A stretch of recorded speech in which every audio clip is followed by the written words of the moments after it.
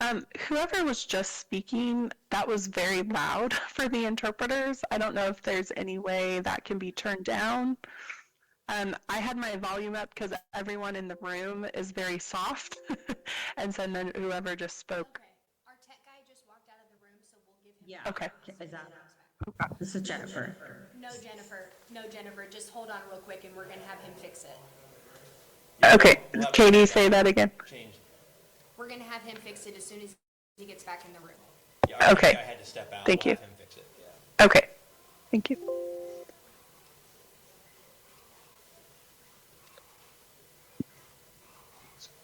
Hi, Jeremy. Hello. Hi there. Good morning or afternoon. Sorry. Good afternoon. Good to see you.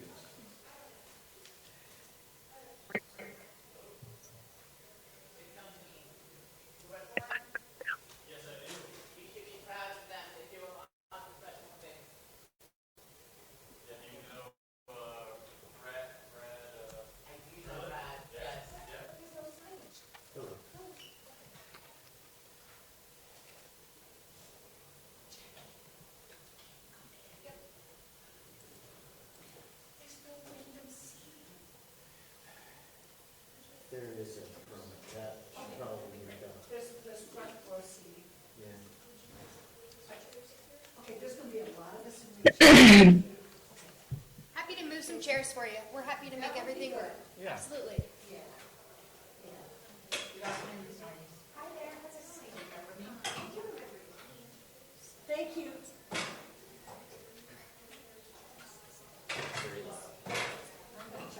Okay. And just so you guys know, As soon as I turn, I can do. okay, sorry. Well, first of all, let me get you your conversation. Okay, so we're gonna be looking at people's backs. And also the streets. The interpreter was saying that when Jennifer spoke, it was very loud for her because she has her volume up and we are so difficult to hear. Is there any way to adjust them down? Yes. Us.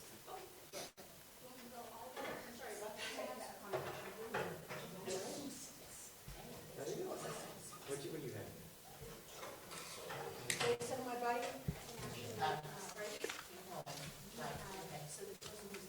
Jack, all by myself.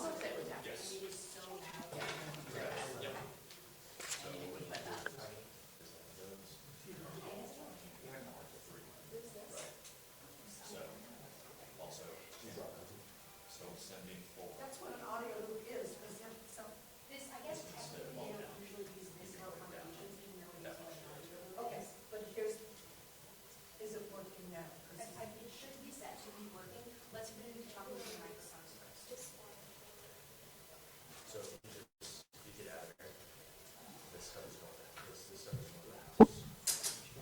Teresa, can you hear us?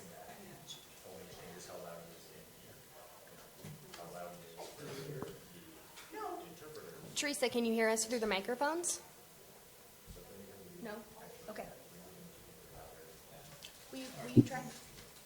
Sure. Testing 1, 2, No? 3. Okay. Just stand by for me. These guys should be able to figure that out. Yes, yes. The accommodation, she's not able to hear out of the pack.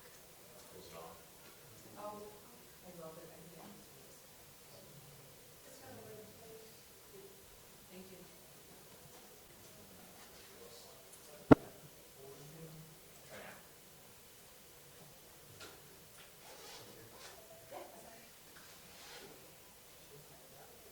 Testing, testing. Can you hear?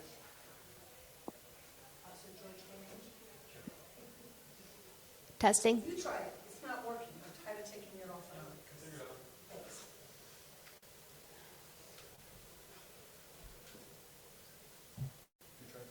Sure. Testing 1, 2, 3. Testing 1, 2. Okay. Yeah. I've got it bumped all the way up.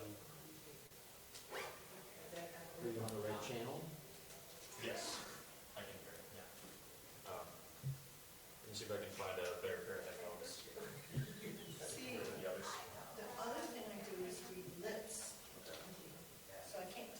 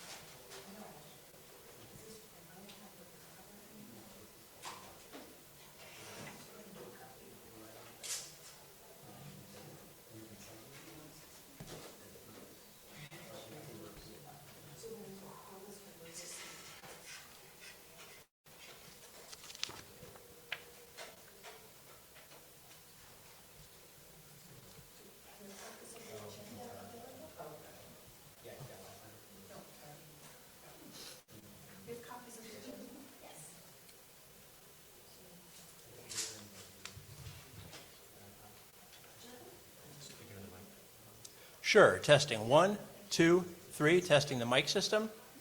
Testing 1.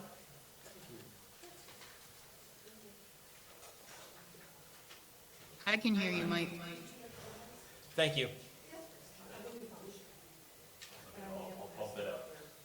Do it one more time for me. Sure. Testing 1, 2, 3. Testing again on the audio. 1, 2, 3. It's there, but I One more time. Sure. Testing 1, 2, 3. Testing audio again. 1, 2, 3. We're good. Okay.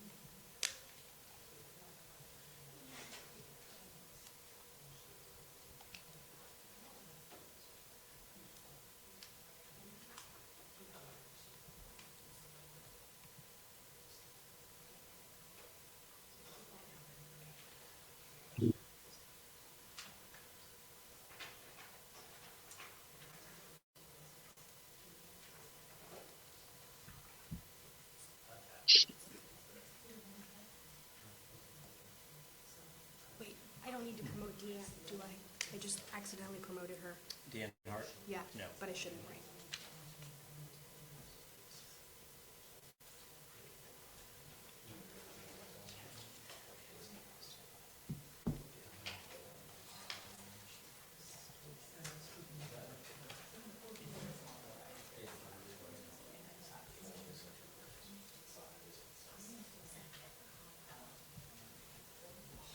Just after 2 o'clock. Do we have, We have more than what is on there. We have Jennifer, Ann, Christina, Chris, we have 6. Haley, and Louise. We only have 6. And Linda and Catherine. I have myself. You said Denise is on? Yes. Let's see. Jennifer. Yep. Amy. Yep. Ian. Yep. Linda. Haley's on too. Haley's on? Okay. And do we have Anna? I've not seen her yet. No. Laura? No. No. Christina? Yes. Christina's on. She's on? Yes. Is she? Wait, I thought. I just promoted her to panelist, yeah. Yeah.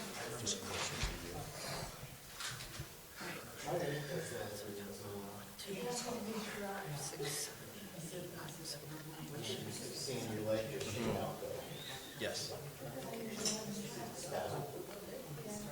We have one. I think we're good 9 so far. All right. Good afternoon. This is Casey Weldy speaking. Can we please have the room be quiet so we can get started? Hello, this is Catherine. I know that there will be some comments on Zoom through the Zoom link. Will we be able to know what's being said? Will someone be willing to speak those comments that are said online? Yes, we can do that.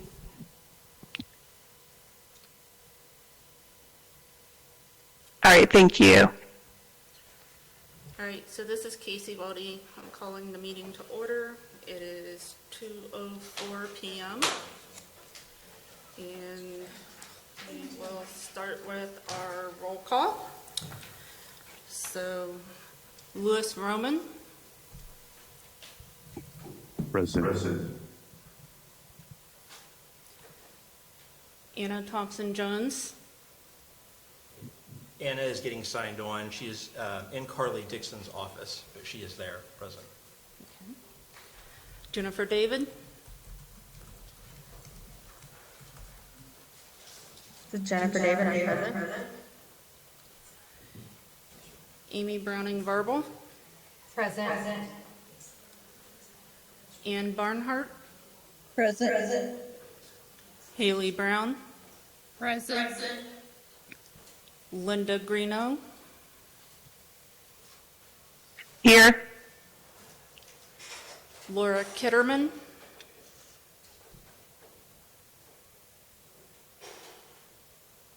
not present. Gary Olson, not present. Christina Tremnell, Catherine Vest, I'm here. and Dave Sleppenbach. He's not here today. Okay, so we have 1, 2, 3, 4, 5, 6, 7, 8, 9, 10. Okay. And so next up, as far as, so we have, turn it over to Jennifer. Have we met quorum? Yes. Can you hear me? Yes, you're coming through just fine, Jennifer. This is Jennifer. It looks like we have 11 voting members present. Is that correct? I mean, 10. Yes, that's correct, Jennifer. Okay, so we have 77%. We do have quorum. Okay. All right, so we have met quorum for voting members. We also have Amy Llewellyn, who is our non-voting member. Present. And we have guest attendees, Mike Fodrell, Present. guest attendee Chris Spinks. Present. Guest attendee Katie Myers, Present. and guest attendee Danielle Bradley. Present. Okay. All right. And we have established that we've met quorum. So I'm going to turn it over back to Jennifer to talk about our ongoing communications. Okay, this is Jennifer. Thank you for being here. I'm excited to announce that we've met our goal for our first hybrid meeting. I want to talk about the upcoming meetings that we will have throughout the year. They will occur on Wednesdays from 2 to 4, 3 times. Our next meeting will be June 10th. In the fall, our meeting will be held on September 9th. And the winter date will be December 9th. The locations for those meetings will be announced prior to the meeting. I just want to go over the communication rules for our meeting. The speakers' time will be for 3 minutes. Once that time is up, the facilitator will state when the time has ended, and then we'll meet the speaker. If there's additional comments received in the meeting, they can be sent to other, I apologize, please screw that up. If there's additional comments that were not able to be spoken during the meeting, there are some additional ways that it can be done. And one of them is at our website. It's insilc.org.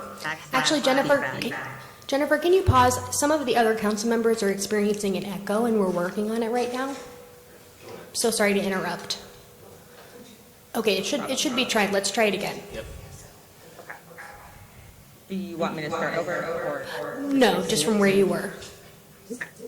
So when it is your turn to speak, if you could please identify yourself before speaking and try to speak clearly and at a pace that would support interpretation and accessibility.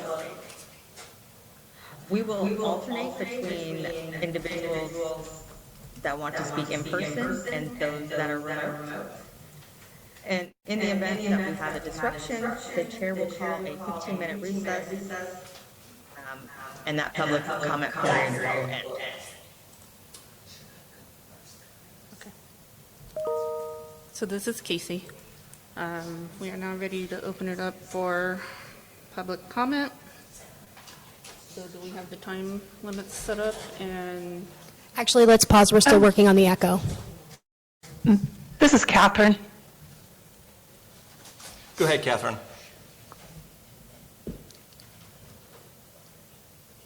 Did you forget to approve the minutes from the last meeting? Did we do that? apologize. Yes. I think it might have been skipped. Okay. This is Casey. I'm sorry. I'm struggling to follow the agenda on here. So, okay. Okay, so you are correct. We do need to do the minutes first. So we need to, First, we need to make sure the echo is better. what? We need to make sure they're hearing the echo. Yeah, we're working on an echo issue with the audio. Just wait. So bear with us 1 minute, folks, as we work this out.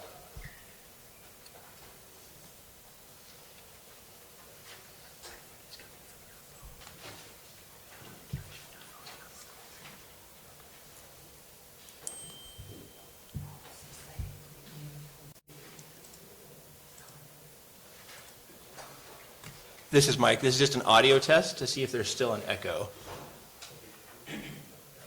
Am I coming through clearly? Is everybody still hearing an echo?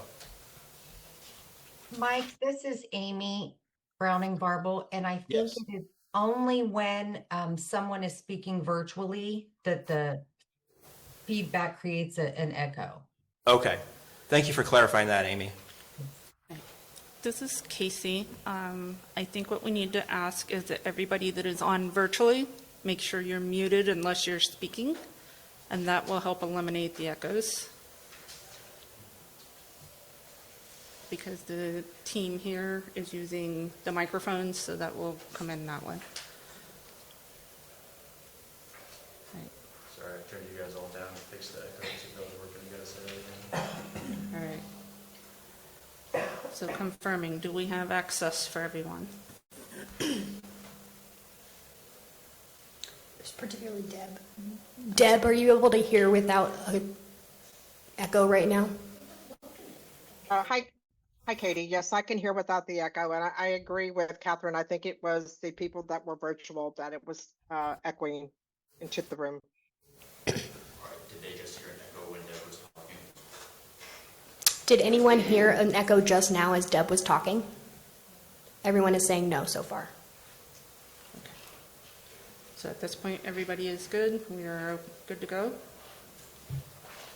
Seems like it. Yes, I think so. All right, thank you. Give me just a second to get myself situated in here, since I am having a little bit of an issue with access myself. Casey, it would help if you would talk into the mic, because you're real, I can barely hear you. I know people are hearing you. Okay. Sit with her. All right, thank you for letting me know. Yeah. I'm trying to remember to do that. I'm struggling with some access myself, so give me just a second to get a captioning app turned on.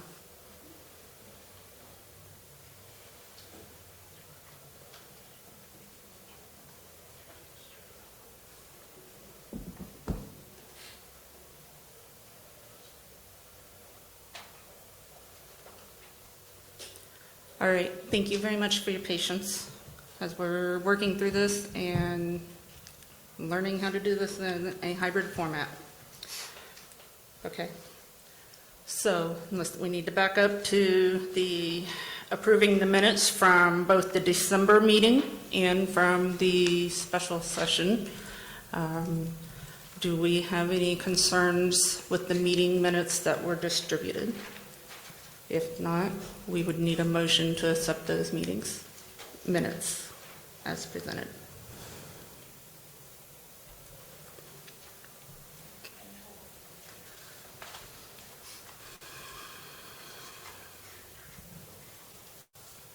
I make a motion to accept the minutes. Okay. So we have a motion on the floor to accept the minutes. This is Anna. I second that motion. Okay.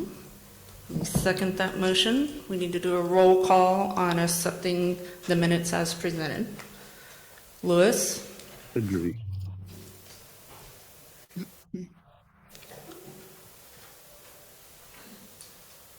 Did I hear yes? He said yes. Okay, Yeah, I sorry. apologize, I'm sorry. Anna Thompson-Jones, I did not, has she joined? Yes, he did, yeah. Anna? Yes. Jennifer David? Yes. Amy Browning-Varble? Yes. Ann Barnhart? Yes. Haley Brown? Yes. Linda Greeno? Yes. Laura Kitterman? She's not here. She's not here, that's right, okay. Christina Trimnell? Yes. Catherine Vest?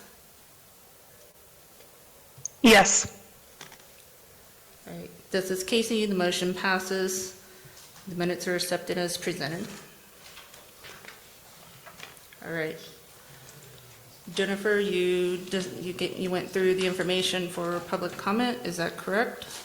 Okay. Yes, I did. Casey, can I ask a question? All right. So we are ready to open the floor for 15 minutes. I will turn it over to Mike to help us with who is going to speak. First, sure. Can I ask a question first? The motion that we just did, was that to approve both December 10 and January 21st? That was correct. Okay, great, thank you.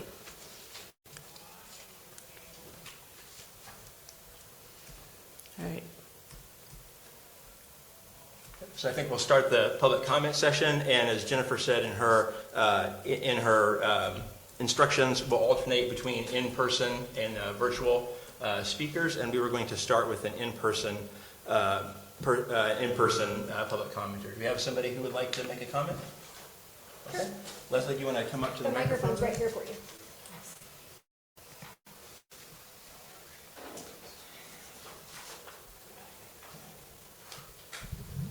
Can you hear me? Yes. Okay, good.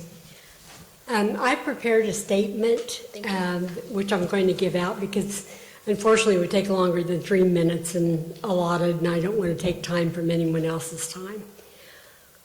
First, let me say, finally, we're having a hybrid meeting where peers with disabilities can be seen and heard in person. Operating virtually was a necessity back when COVID, but it served to numb the council to the actual voices of the people. I want to take the time to remind the council of their mission. The Statewide Independent Living Council is supposed to be the voice of persons with disabilities, not the voice of the systems within the independent living network, which does not now or ever represent all the people.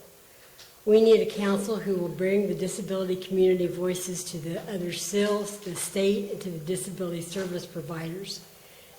Me personally, are fielding many calls from around the state, from state legislators, from organizations that know we are up at everybody counts, that we're advocate activists. That is what the council needs to refocus their efforts on, bringing the needs of the people to the state and local entities. Wake up. We need our voices. We need you to be our voices. What we don't need is for you to be another mouthpiece of the system. Thank you. Thanks, Leslie.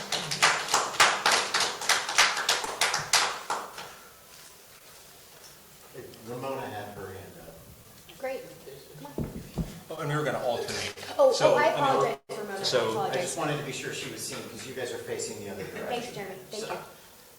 Thanks. And I see Tracy Taylor with her hand up, and so Tracy, I'm going to virtually, and I'm going to allow you to speak. And so, Tracy, you should be able to speak now.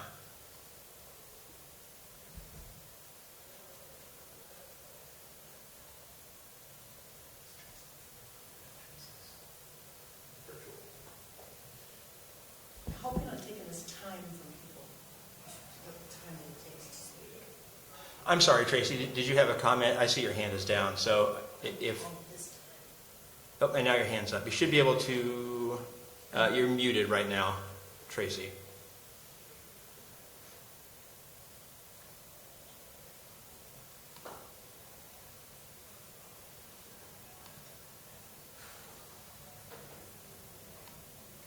Okay, you should be able to speak now, Tracy. Go ahead.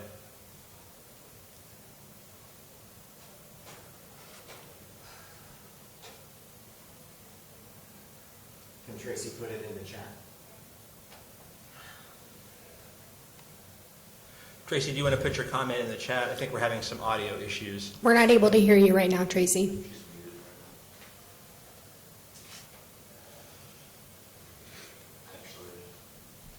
Oh, she is, yeah. Tracy says in the chat, I cannot unmute, but I have no question. Oh, okay. Thank you for clarifying that, Tracy. And I don't see...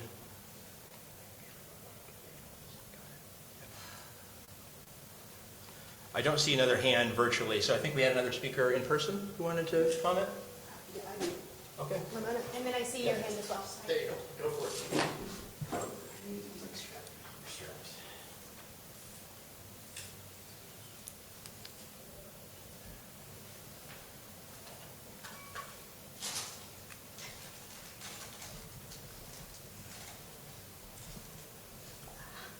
Would you like to hold it? Yeah, that's great.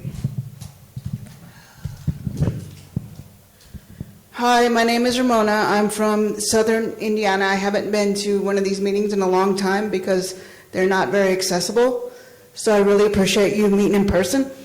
There's a lot of stuff going on right now in the state and the country, and honestly, it's really scary being a person with a disability right now with everything going on.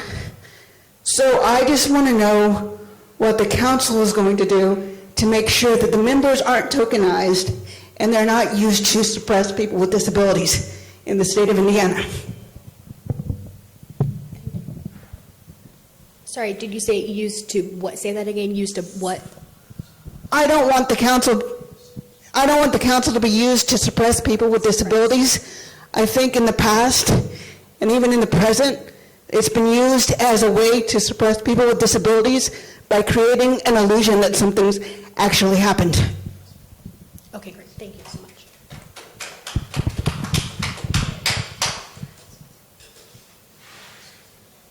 Hey, Stuart, can you hand? Yeah, we will keep going in person. If you have a question virtually, make sure to raise your hand via Zoom. Would you like me to pull a chair up? Yeah.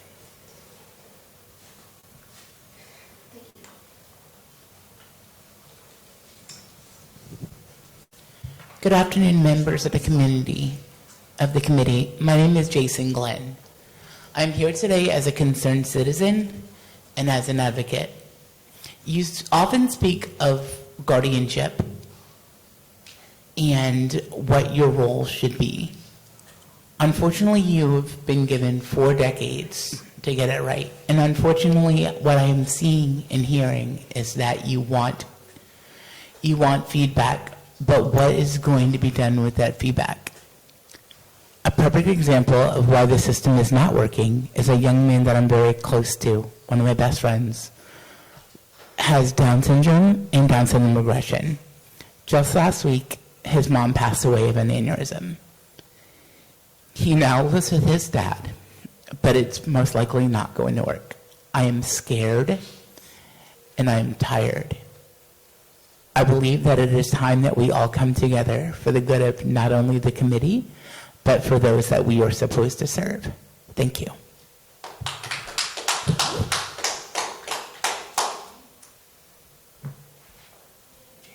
Can you please just pass the microphone back? Yeah, it's taken a lot of time. Well, I filled it up my crutches. Yeah, no, that's not a problem. I didn't expect it to be a physically active meeting. Not a problem. Thanks. So yeah, Jeremy Warrener, Walking Spirit is my organization from Indianapolis. I'm going to ask a question, and I would really love a response. And that, I think, is one of the frustrating parts of the public comment period, is that there is no conversation. But my question is this: what is INSILC doing? And for the center director representative, what are both the Independence Indiana network and the actual full center network of 10 centers doing to get our state attorney general to withdraw Indiana from the attack against Section 504. Texas v. Kennedy specifically cites in the lawsuit the Olmstead decision. It is no longer about gender dysphoria, which is what Texas v. Becerra was about last year, which Indiana should have withdrawn from. Now it is specifically attacking our right to community-based services, and the lawsuit specifically states that it's a violation of the Constitution for the federal government to require states to provide community-based services as an alternative to institutionalization. Indiana got rid of its institutions 10 years ago. If they get rid of the community-based services, there are no institutions for us to go into, which means it's even worse. So what is this body doing to get our state attorney general to stop speaking for people with disabilities and withdraw us from that case?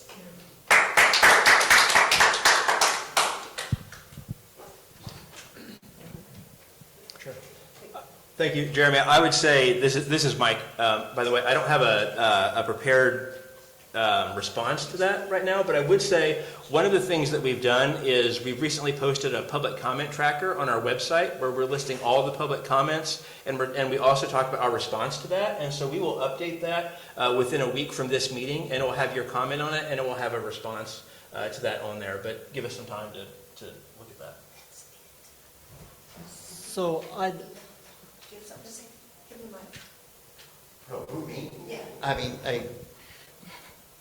don't know that this is something you need public comment on. There is nothing, it's a threat to independent living in our state. This council needs to be advocating with the governor's office and with the state attorney general's office. You don't need us to tell you that. You are people with disabilities yourselves. You know what this threat represents. And you're in a position to get Indiana to withdraw. And that can also mean rallying all of us. I've received nothing from my Center for Independent Living asking me to raise my voice about this issue. There are 10 centers across this state that can reach out to every county and every person that has been a consumer of their organizations to make certain we flood the Attorney General's office with phone calls and our governor's office with phone calls. You don't need a survey or comments for us to tell you that.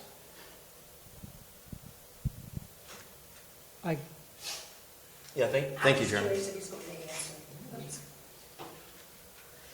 I appreciate that you guys need the opportunity to talk about things and address things. This is not new. They have been attacking Section 504 since last year. All that changed is the name of the lawsuit and the reasons given in the lawsuit for attacking it. It is now directly attacking our right to live in the communities of our choice. And Jeremy, would you like to make a comment? I just want to add a personal story to that. Can you identify yourself first? I'm Jeremy Hawker. I'm with Everybody Counts. I had a client who was under guardianship who had disabilities that the systems that Jeremy's talking about got tired of dealing with, and they died this winter with their cats in the snow in one of the coldest days of the year in an alley by a dumpster. It is imperative that the council take a stand and a position with the governor and with the senators, because if the purpose of the council is to be a voice for the people, and if the people don't have a voice at the state level, which you're supposed to provide, then oppression occurs. People die. People get stuck in institutions and in situations they can't get out of, and all we're asking for is more funding to do more, but yet we're not seeing that, and it's the people who suffer, and it's the people who pay. The cost of inactivism is human life. And what is the worth of human life. That is what the IL philosophy is all about. Everybody has that value. Everybody has worth. Everybody deserves to live the life in the community they desire to live. And the council is to be the voice at the state level through input from the community members. There is a discrepancy between input from community members and activism on the part of the council at the state level. That is our greatest concern. And again, I will emphasize the cost of that is human life. It is people that are begging to be out of nursing homes or out of guardianships. And I have seen it, and I have heard the stories. The cost is human life.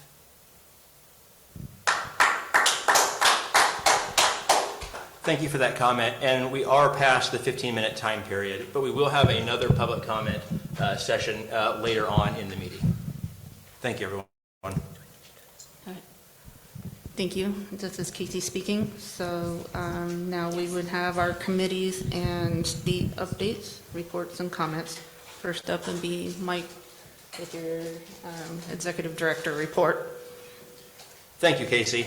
Yep, I would like to touch on a few things for the council. I did want to give everyone an update on the strategic planning process, that we are soliciting bids to find a facilitator to help us with an organizational strategic plan.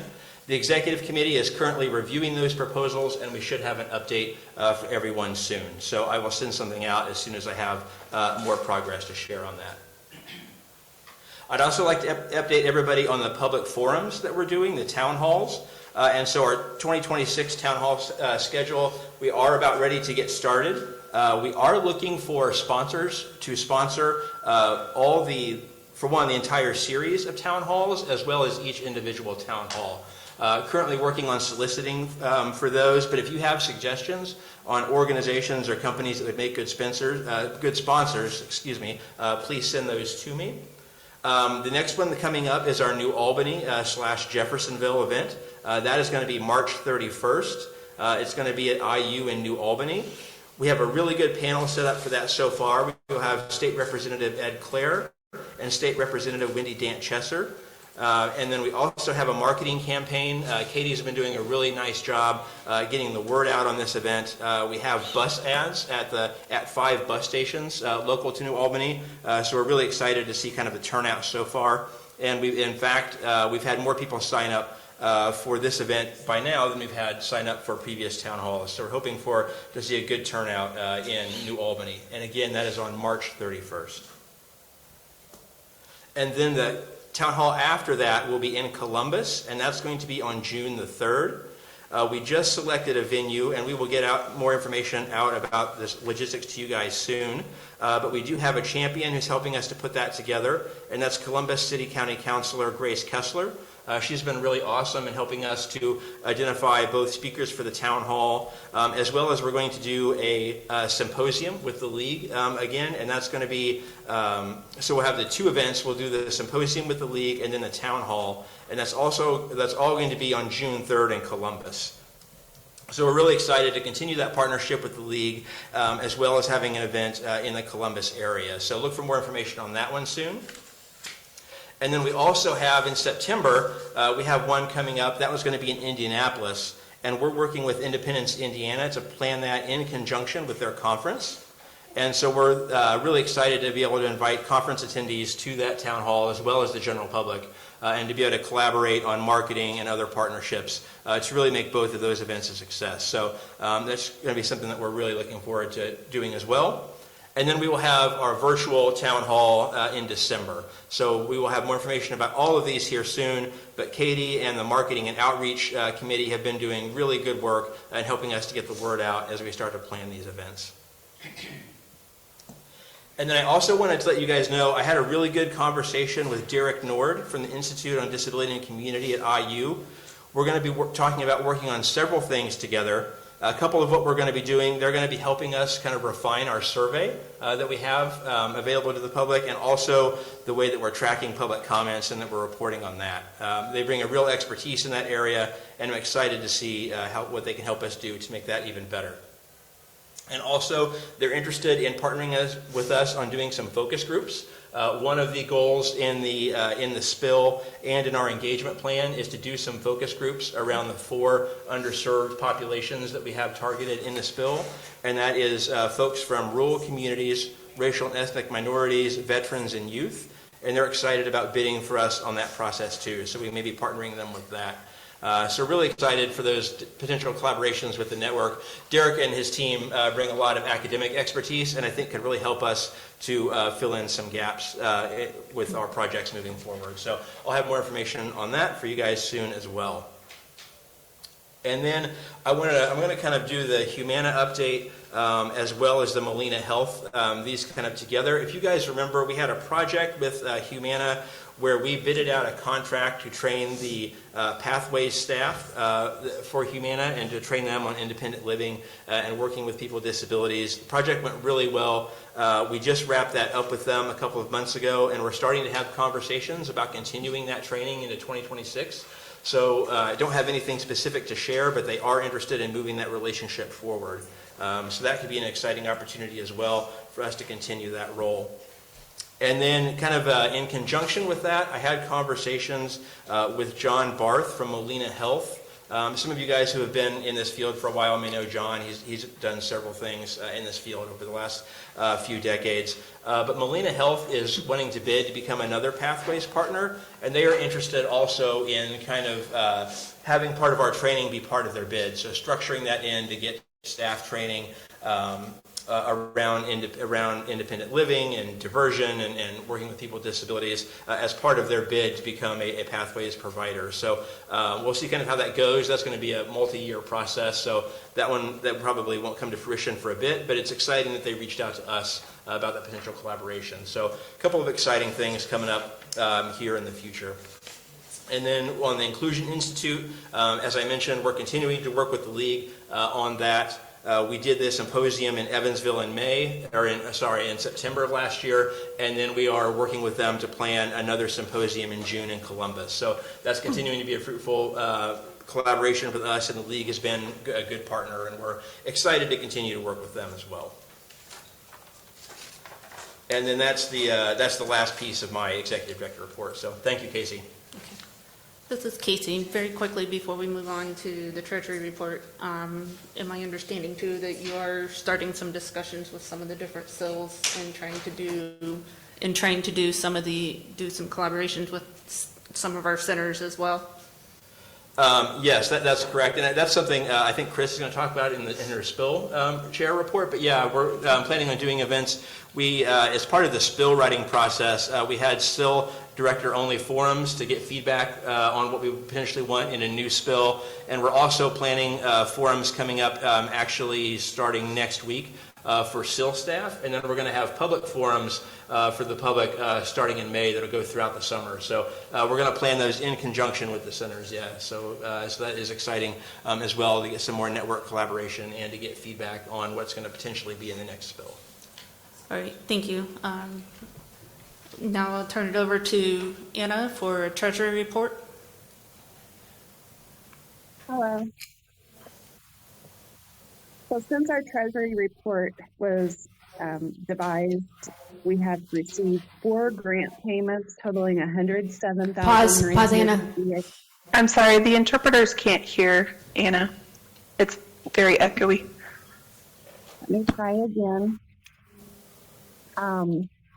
Since the report, we have received 4 grant payments. Are they able to hear me better? No.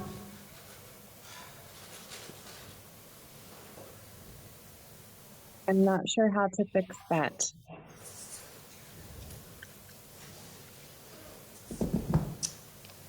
Mike, are you able to help out with this? Is that Yeah, okay bear for with it. everyone? Yes, I can help to kind of go through that as well. But give us 1 minute, Anna. We'll see if we can fix the echo on our end.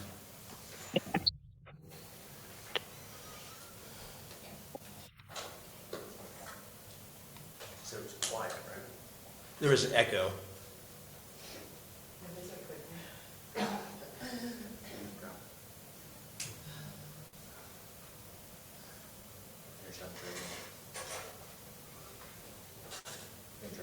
Oh, Anna, can you try again? Okay. Since the report was made, we have received 4 grant payments. Is it any better? No. No, Anna.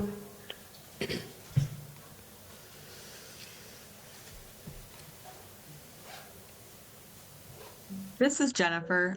I don't know if it would help if she turned the volume up on her own computer. I know that that's usually for what you hear, but when I adjusted mine, it adjusted the volume that you guys were hearing earlier.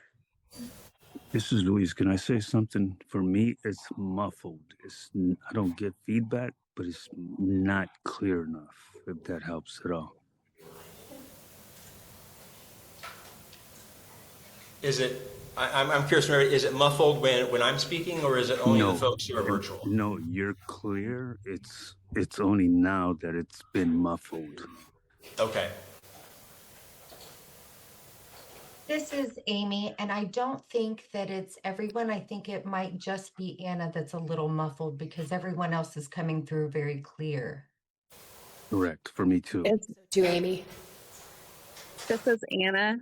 Is this any better? And in Casey, I can run through the treasurer report if that's okay with both of you. Hold on, Mike. Hold on. I'm talking to the mic. This is Oh, Casey. sorry.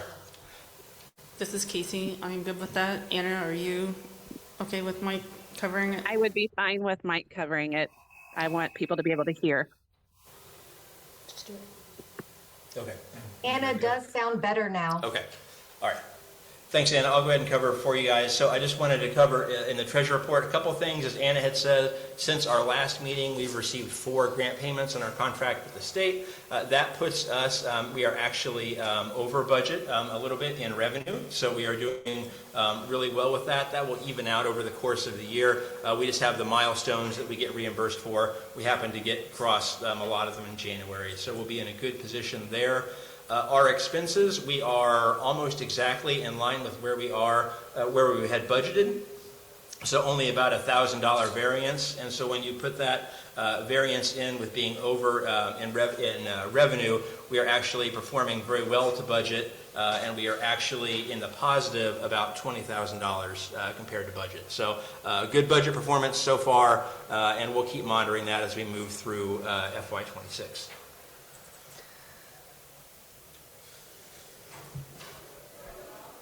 All right, this is Casey. Just checking you're finished. So, Yes. Okay. Yep, we're good. all right, just confirming. All right, next up, we will have our SIL Director Representative from Amy Browning Varble. Hi, and can everyone hear me okay? Are you able to hear me? Amy, you are muted, I think. Do not hear you. Are you able to hear me now? And I think Amy was going to have... Amy's not muted. oh, Yeah. Are you able to hear me now? Jennifer, I can hear her. And I can hear her as well. Amy, I know you had for your SIL Director report, you were going to have Tracy and Becky both speak. Do you want me to go ahead and have them go? Yes, please. Okay, I think so. So Amy was going to have 2 of the centers present about their programs, and we have Tracy was set to start. So I'm going to go ahead and allow Tracy to... Okay, Tracy, you should be able to unmute yourself and then give your presentation. We're still having the same issue. We can't hear the panelists right now. Tracy's not a panelist. Oh. Yeah, she is. Yep, she is now. Yeah.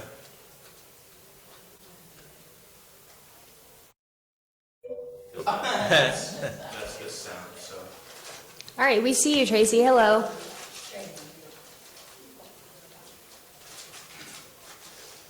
Oh, Tracy, we're not getting any audio. Okay, how about now? There we are.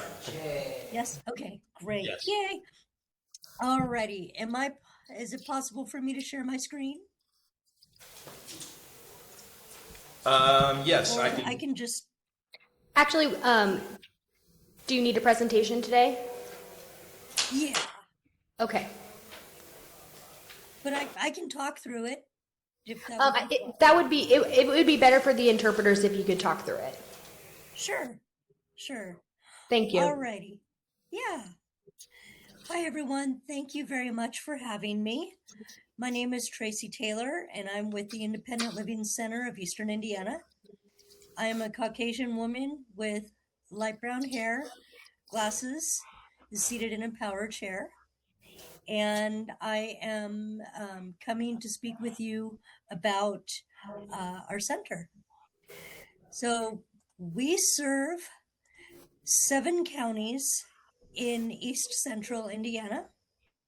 We serve Henry, Wayne, Union, Fayette, Rush, Decatur, and Franklin.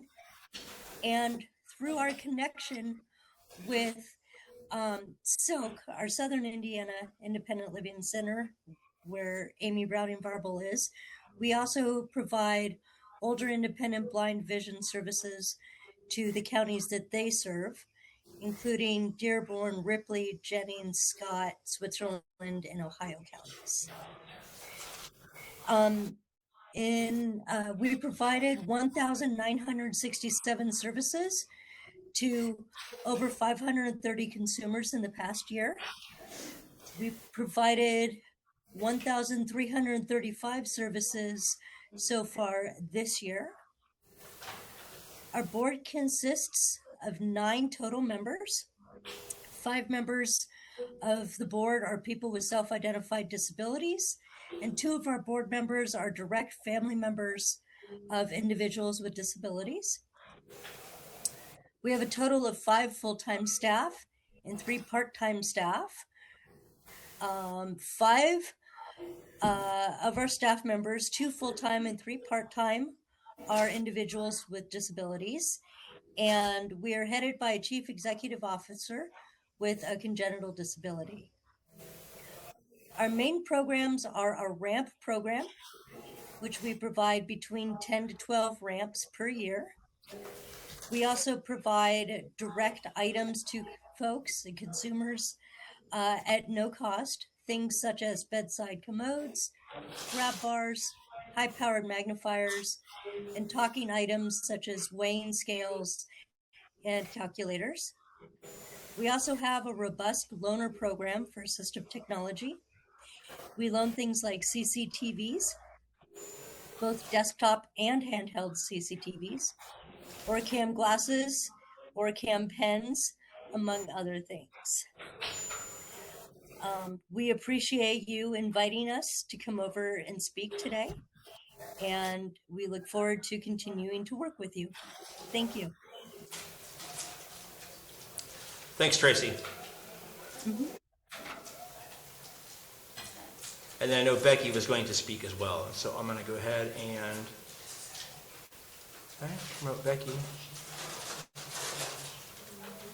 Okay, and then Becky, you should be able to go ahead and give your presentation.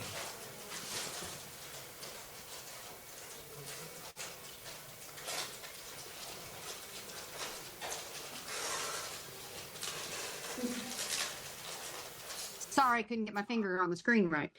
My name is Rebecca Anderson. I'm from Attic. Our office is located in Vincennes in Knox County. We also serve Greene, Davies, Martin, Sullivan, Pike, Gibson counties, and we also, with additional state dollars, cover Du Bois County in Indiana. We were formed as a not-for-profit in 1992 and began as an ATA center, becoming the 47th center in the country and the first in Indiana in November of 1992. Attic later became a state-funded independent living center on February 1st of 1995 and received their first federal funding October 1st of 1995. Like all the CILs in the state, we provide the 5 core services of advocacy, INR, peer support, IL skills, and transition. We also have a group that we've sponsored for many years, since actually before Attic received its first federal funding. It's called the Forensic Care and Count Group. It was created in the summer of 1993. The group began with young teens and with various disabilities who at the time were not receiving the same quality education and community-based programming students receive today. The group was designed to help develop social skills and support greater independence. What began as a monthly meeting quickly evolved into a weekly gathering at the request of the youth themselves. And over the past 33 years, this group has grown into a very strong self-advocacy organization. The group participates in weekly activities such as sharing personal accomplishments or concerns, as well as educational sessions with nurses from the health office and other local entities. They host a traditional Thanksgiving dinner with around 60 friends and family. They adopt a child each Christmas to provide gifts for, and they enjoy summer outings like swimming and parties and movies and miniature golf. Friends in Care and Count also partners with the students of Vincennes University. Because they are in similar age as a lot of the self-advocates, the VU students serve as peers and join them in community activities. The group maintains a steady attendance of about 35, with more during special events.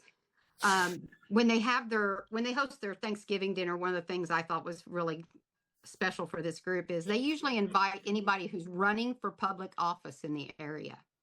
And then they proceed to tell them what they need in the community to help, make their independence greater. They got lights on the tennis court one year. I mean, it was great.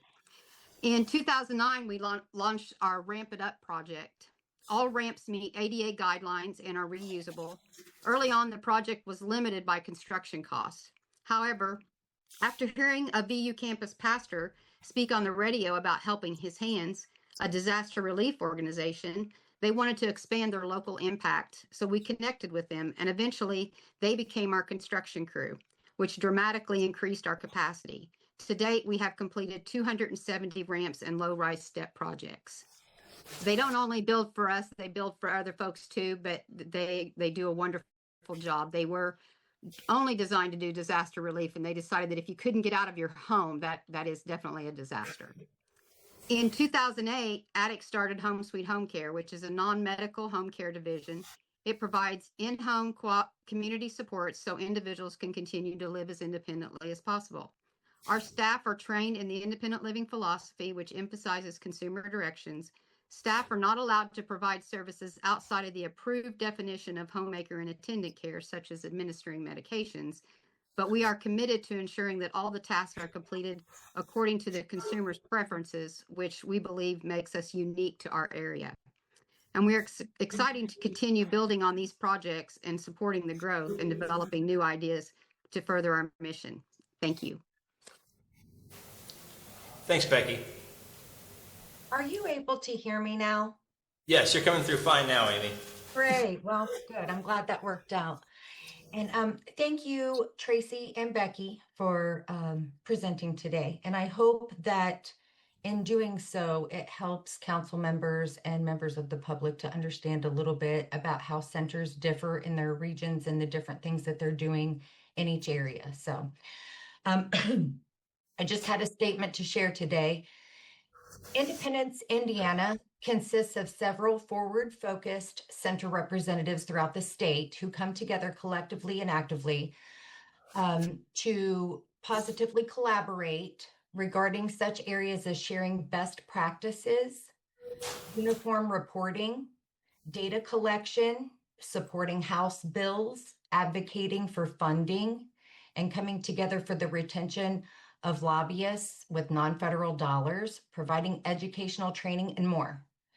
Independence, Indiana was incorporated as a 501c3 organization to enable the ability to apply for prospective grants, to enhance opportunities such as the provision of educational training to various groups regarding topics associated with individuals with disabilities and independent living. Repeated statements provided as public comment confusing the Indiana statewide network, which consists of INSILC, SILS, and the DSE. Confusing the statewide network with Independence, Indiana, whether intentional or unintentional, is baseless. There's no statute, rule, regulation, or ethical violation prohibiting the group formed to continue the progressive work of its mission, positively impacting individuals with disabilities. In fact, in 2022, Independence, Indiana successfully advocated for an increase from less than $1 million to an increase of $2 million in annual funding, which benefited all IL centers in the state of Indiana. If you require further clarification of the definition of the IL statewide network, please refer to ilttacenter.org or acl.gov. Thank you. Thanks, Amy. Casey, before we go on, could I make one correction to the treasurer's report? All right, this is Casey, go ahead. Thank you. And this is, I tried to read the financial statement on the fly. This is why it pays to have a really good treasurer who can make sure that you're reporting accurate numbers. I did just want to point out that with the 4 grant payments that we'd received, we are $96,843 ahead of budget, and that means total, or ahead of revenue. And total on the budget, we are $30,000 ahead, not 20, as I previously said. So, so thanks, Anna, for catching that and keeping me on track. It's important. All right. Thank you for that correction. All right. Next up, we have Amy Llewellyn, who is our designated state entity representative, and do you have a state report? This is Amy Llewellyn, and the state does not have anything to report at this time. Okay. Thank you, Amy. We appreciate you. All right.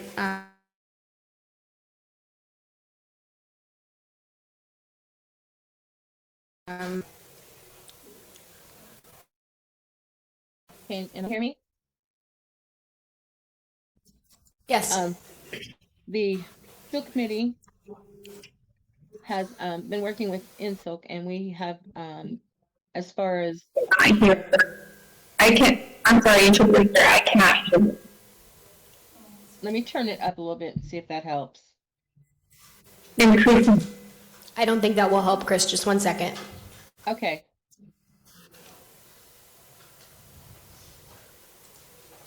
I've had laryngitis too, so. I don't think that's the issue.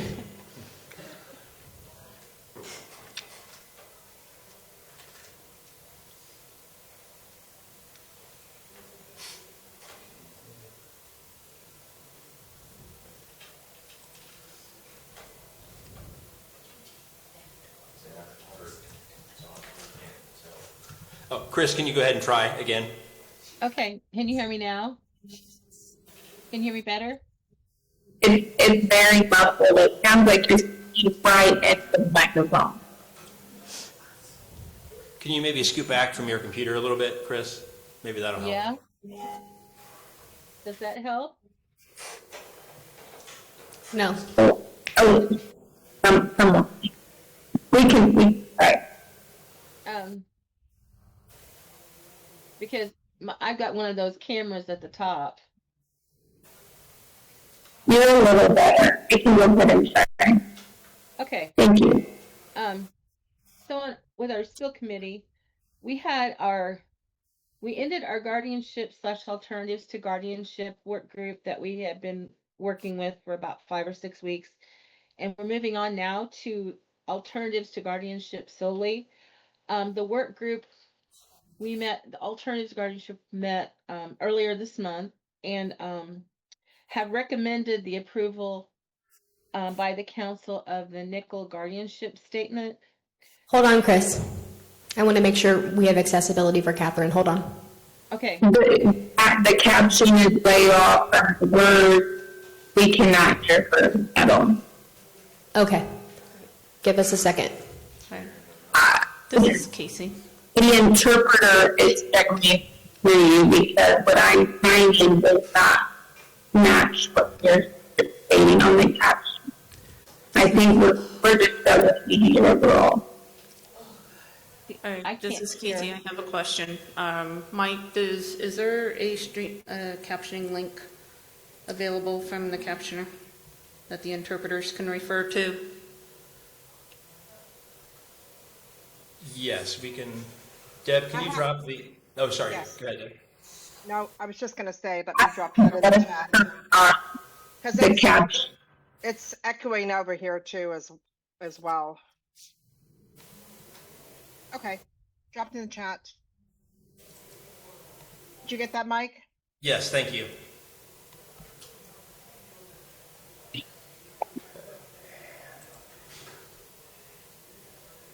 All right, Katie, if I send this to you, can you put it in the interpreter chat? We have to do it on her phone.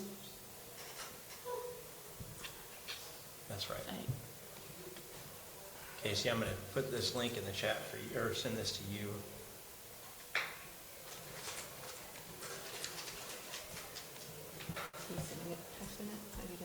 Email.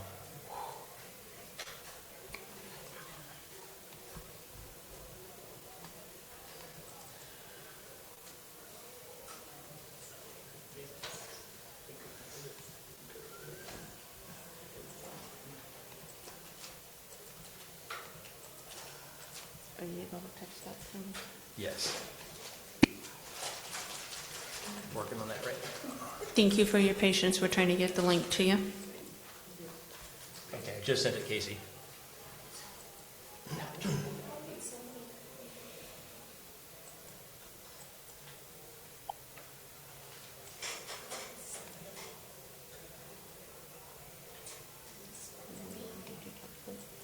I sent it to your HKNC email.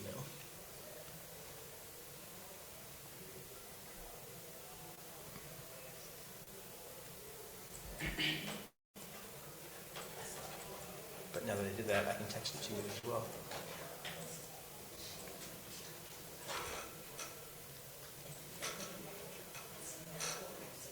Did you email it or text it? I emailed it, but I'm texting it right now. Okay, thank you.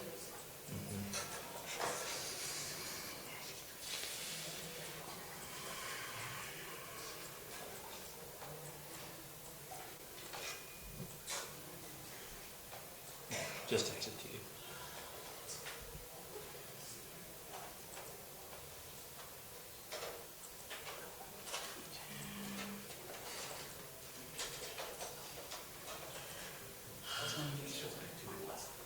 I just wanted to make sure that was correct. Thank you. Trying.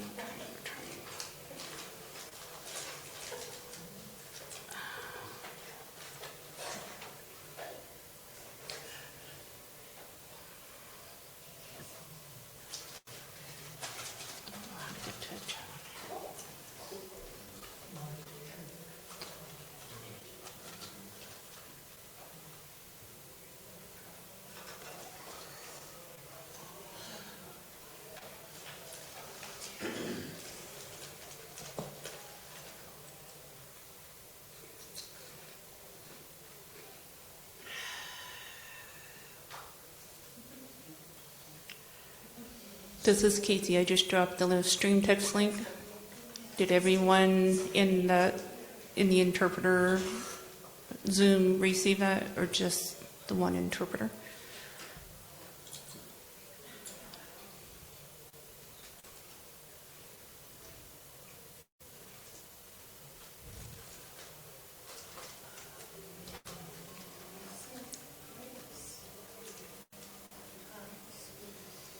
And this is Mike. I also... Yes, I've got it. This is Catherine. Okay. All right. So everybody has received it. That is the actual captioner.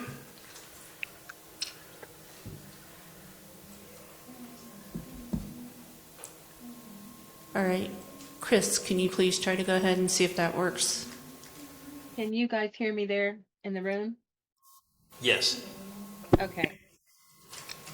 So we had our first alternatives to guardianship meeting this month, and the work group discussed in several things, but we did decide that, not really decide, that the council should support that nickel guardianship position statement. And this group will focus on alternatives, and possibly if we can come up with a way, some of these alternatives to guardianship will be included in the spill document itself. We've assisted Mike with, we've had 3 SIL forums with the directors, 3 employee staff forums, and we're going to be doing public forums for comment on the spill. I want to emphasize we're taking comment. We have not actually started writing the spill yet. We are going to take these comments and then we're going to start working through this bill to try to put where these things should go. It's a huge document, and we're going to do it as we go, but we have not technically started writing this bill. We have not had, besides the public comment that we got during our forums last year, we've not had the public comment that we want in the upcoming forums and in the future here in preparation of the new bill. An update on our jail ADA project, with the help of Megan, and the stills that forwarded data, we got the information put together in the spreadsheet. I forwarded it to Nicholas Dilemma. He is the director of ADA Indiana Department of Corrections, and he was tickled pink. He was so excited to get that. He never imagined that it would be that much detail and that much information. And he wanted me to thank you personally, Megan. And the rest of the SILs that worked on that list, because it wasn't just Megan. He did say the SILs. I made sure to let him know that the SILs also participated. What he's going to do with that data is get access to the jails so he can go in there and start talking to people about their ADA standards from a Department of Corrections standpoint. And speaking with Mike and Katie, I asked him to forward us some information that can be sent as guidance for the jails. And we are going to do a mailing initially of all of that data to let them know what they could be doing, possibly a cover letter that says that, you know, this individual has this information, or send his name and number as a contact. He is also going to report back to us as he does this work on who he talks to, what the outcomes have been. So we'll have more of an idea, and we'll get some of that information back to know how we've progressed with this and what we can do better. And that's all I have for the spill committee right now. We are starting some new work groups, but they haven't begun yet. All right, thank you, Chris. Next up we have is the nomination committee report. Yep, thanks everybody. This is Mike. We will get to the potential new nominee in new business, but just want to let everybody know we're continuing to work with the governor's office on our past nominees. We do have 5 nominees that are in the queue, and working with them to get an answer on when they might be approved or not. So continue to keep you guys up to date on that. And I also just want to say Rita Kirsch, our committee chair, has been unable to attend these meetings. So I'm going to work with the other nomination committee members to have somebody else give this report at the June meeting. Happy to do that, but it's great for everybody to hear from other committee members too. So we'll have that in June. Thank you, Mike. Next we'll move to old business. And up first is our spill and CAP status. CAP standing for Corrective Action Plan.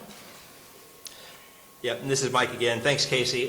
Just wanted to give you guys a quick update. We've made a lot of progress here recently on progressing through the CAP. So here within the last probably couple of weeks, you'll see several new things posted to our website. You'll see a public comment tracker that's on the feedback page of our site.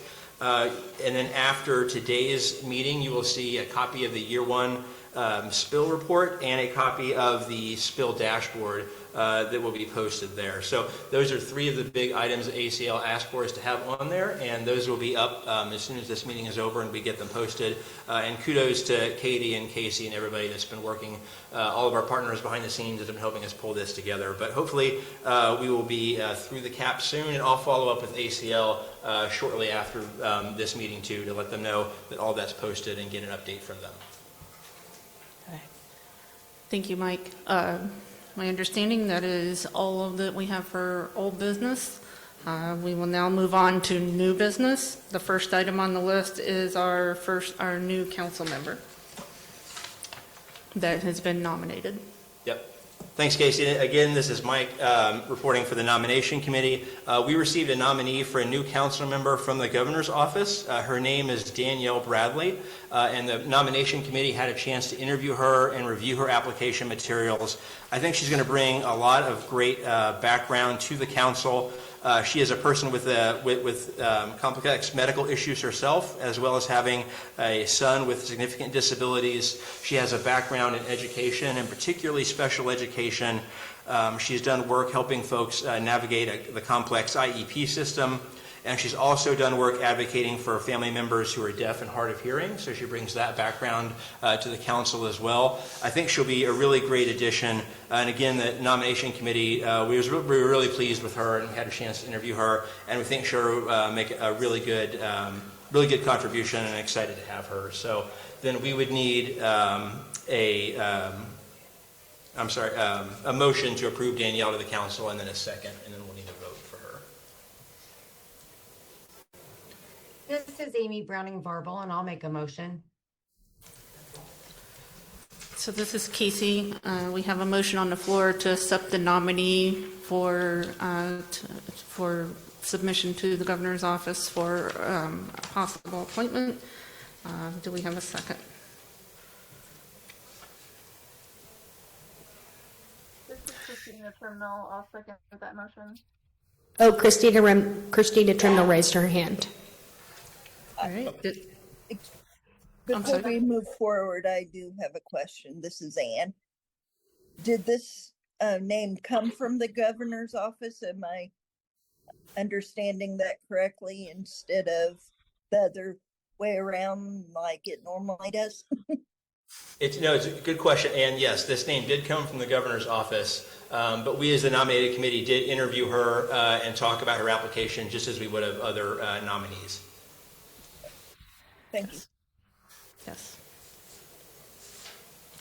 So this is Casey. So is there any other questions before we go on to a vote? If there are no other questions, we will be voting on the motion to accept Danielle Bradley as a nominee to submit to the governor's office for as a member of the council. So it'll be a roll call vote. Louis? Accept. Anna? Accept. I'm sorry, I just accept. Okay. Jennifer? Accept. Amy? Yes, accept. Ian? Accept.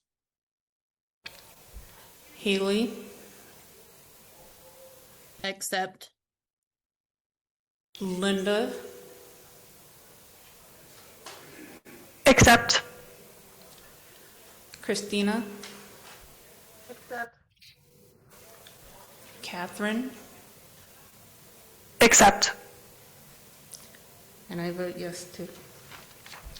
All right, so the vote passes unanimously to accept her as a nominee to the governor's office.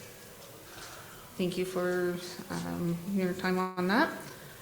The next thing we have is our position on the nickel guardianship statement as far as approving it. Mike, I turn that over to you. Yep, thank you, Casey. And everybody should have gotten a copy of the nickel guardianship statement with the packet for this meeting. I do want to reiterate what Chris had said earlier, that the Alternatives to Guardianship work group had talked about this thoroughly over the course of 2025 and came back again, reformed as the Alternative to Guardianship work group. And hearing from those folks, we really recommend that, the nickel statement really is aligned with the IL philosophy, and we really need to approve that as a council, and it is within kind of our scope of work to do that. And the Alternatives to Guardianship Committee will then, or work group, will still then continue to work on alternatives to guardianship and making sure that people with disabilities have other resources in the community, and we'll do that in conjunction with the folks on the work group and the rest of the network. But wanted to bring that to the council to approve the nickel guardianship statement. And I would also like to let you guys know that several of the CILs around the state have approved that statement as well, so we would be joining them in doing so. And so we would need a motion from the council to approve the nickel guardianship statement. Hey, Mike. I hate to interrupt, but can you kind of read that policy so everybody here can know what that policy is? Or do you have copies of it, perhaps, for the people in the audience? It is. We don't have copies of it, and we don't have copies of it for people in the room. But we will. How can they comment on it? You know, like a public comment? This is Amy Browning-Varble, and I just wanted to remind everybody it's a business meeting, and that statement was sent out to all of us. And but yeah, I would like to make a motion to accept that statement. Thanks, Amy. You're welcome. I have a question, please. Can we not use abbreviations that are This is on the letter? Catherine, I second. Thanks, Catherine. This is Casey. Mike, I just handed you a copy of the NICL, the National Council of Independent Living guardianship position statement. Can you please read that for us? Casey, who seconded the motion? Who seconded? Catherine. Thank you. Yes, thank you.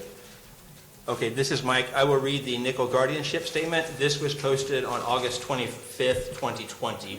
NICL, which is the National Council for Independent Living, opposes the use of guardianship for people with disabilities. I'm sorry, this is the interpreter. Mike, do you mind just reading a little bit slower for the interpreter? Yes, I'm sorry.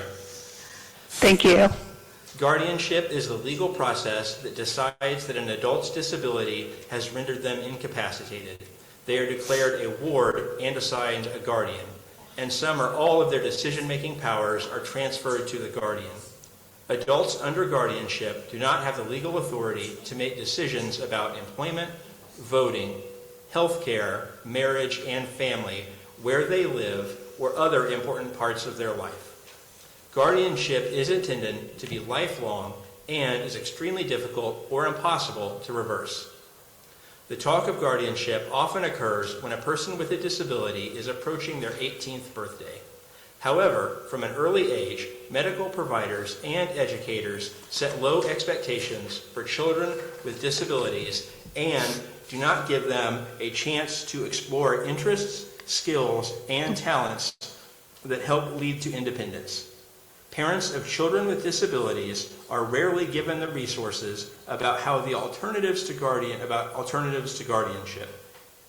Instead, from the child's early age, they are often told by medical providers, lawyers, social workers, and educators to plan for a future where guardianship is the only option. The independent living philosophy is grounded in the unwavering belief that all people with disabilities must have the right to make decisions about their own lives. Guardianship denies people that right. CILs, or Centers for Independent Living, can and should help consumers avoid guardianship at all costs. Not only is this an important civil rights issue, but assisting consumers to maintain control of their lives is also one of the main goals of the Independent Living Program and philosophy. NICL, or the National Council on Independent Living, considers guardianship to be a form of institutionalization depriving individuals with disabilities of essential freedoms, suppressing individual choice and personal expression, and making self-determination impossible. Moreover, the use of guardianship fosters the perception that adults with disabilities are unable to function in society and has the potential to segregate the individual from their community, isolate them, and further marginalize and oppress them. NICL, again, that's the National Council for Independent Living, does support less restrictive alternatives to guardianship, such as supported decision-making, also called SDM, and power of attorney, or POA. SDM formalizes the supports all people rely on in decision-making by asking trusted advisors for guidance. It allows the individual to remain in control and direct the decisions about their life. It allows disabled adults who need assistance in decision-making to choose trusted friends, family members, and/or professionals to help them understand the situations with choices so they can make an informed decision. POA permits the individual to designate others to make decisions on their behalf, but also to revoke that authority when they feel prepared to resume the decision-making role. Through SDM, and when needed, POA, the person, along with their trusted support system, creates agreements, formal, informal, or both, and is therefore empowered to direct their own life without losing the basic rights we all take for granted. By maintaining the legal right to self-govern, a person is free to lead their own life. NICL, or again, the National Council for Independent Living, encourages all Centers for Independent Living and all statewide independent living councils to work with their local and state leaders to bring about change by advocating for recognized alternatives to guardianship. All policies and legislation about people with disabilities should include input from consumers and have the following assumptions. All adults with disabilities should be presumed to have the capacity to be able to live in the manner they wish and to accept or refuse support, assistance, or protection. All adults with disabilities should be involved and make the final decisions about the management of their affairs. The way an adult with a disability communicates with others is not grounds for deciding that the adult is incapable of decision making.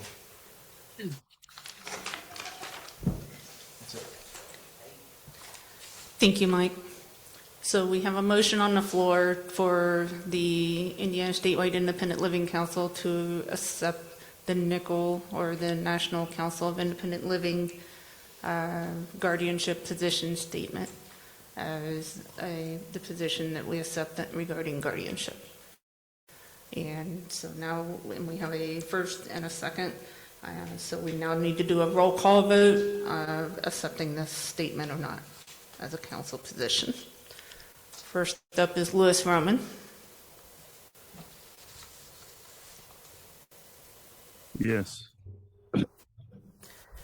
Anna Thompson Jones. Yes. Jennifer David. Yes. Amy Browning Barble. Yes. Ann Barnhart. Yes. Haley Brown. Yes. Linda Greeno. Yes. Christina Trimnell. Yes. Was that no? Yes, that was a yes. Okay, sorry. Thank you for the clarification. Christina Trimnell was a yes. Okay. Catherine Vest. Yes. And I, Casey Weldy, yes. All right, so the motion passes unanimously that the Statewide Independent Living Council accepts the National Council of Independent Living statement. And this is Mike. Casey, I would just add that we will post something on our website soon to reflect that. Yes, so this will be added to the INSILC website of this acceptance of this position. All right. Thank you. So next up we have our SPIL, our State Plan for Independent Living Year 1 report, and Chris Spinks, our SPIL chair, will be talking about that. All righty. It's my understanding everyone on the council got a full copy of this report. Yes, that's correct, Chris. Okay, so I'm going to hit the highlights. Because I've got laryngitis and my voice may not make it through. So this is the INSILC 2025-2027 SPIL Year 1 Annual Report. The overview and comments, the executive summary is, during the first year of the 2025-2027 State Plan of Independent Living, or the SPIL, the Indiana Independent Living Network made solid progress in strengthening its capacity, increasing community engagement, and advancing systems advocacy. The year also revealed areas where some activities were delayed or needed adjustments. These lessons will help improve planning and implementation. Under Goal 1, which is build resource capacity of the IL network. It states that the IL network successfully met Goal 1, with most Year 1 indicators either met or exceeded. And at the bottom, it has the negative side of it. The network also developed and distributed resource capacity assessment, receiving responses from all centers. Although the analysis was not completed within Year 1, the process created a strong data foundation, and analysis has since been finalized to guide future capacity building efforts. The delay was not due to structural Hey, Chris. issues. Yes. Could I interrupt you a little bit? We are running a little bit behind on time. Could you give us more of a bulleted update of the report? Yeah, I can do that. Perfect. Let me find the right page. Does anyone have any questions about the report as it stands? Okay. No. Here's the goal summary. Spill goal overall results. 18 out of 33 spill objectives were exceeded, met or substantially met, and additional 11 indicators had some progress. Only 4 indicators were not met or had no progress.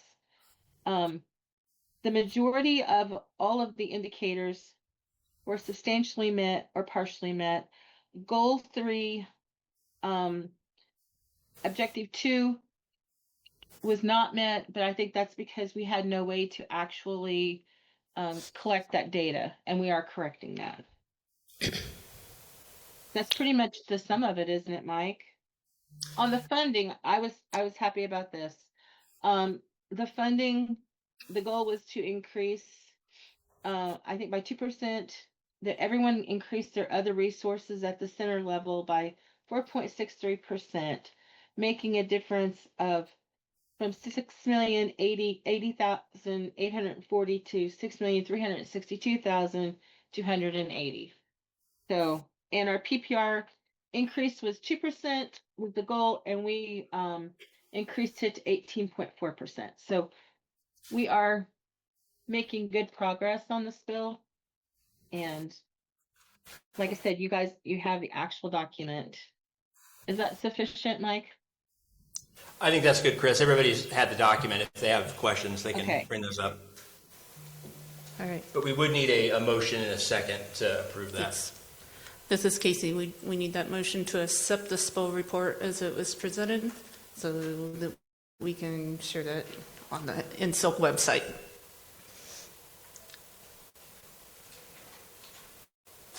This is Anna. I make a motion to accept.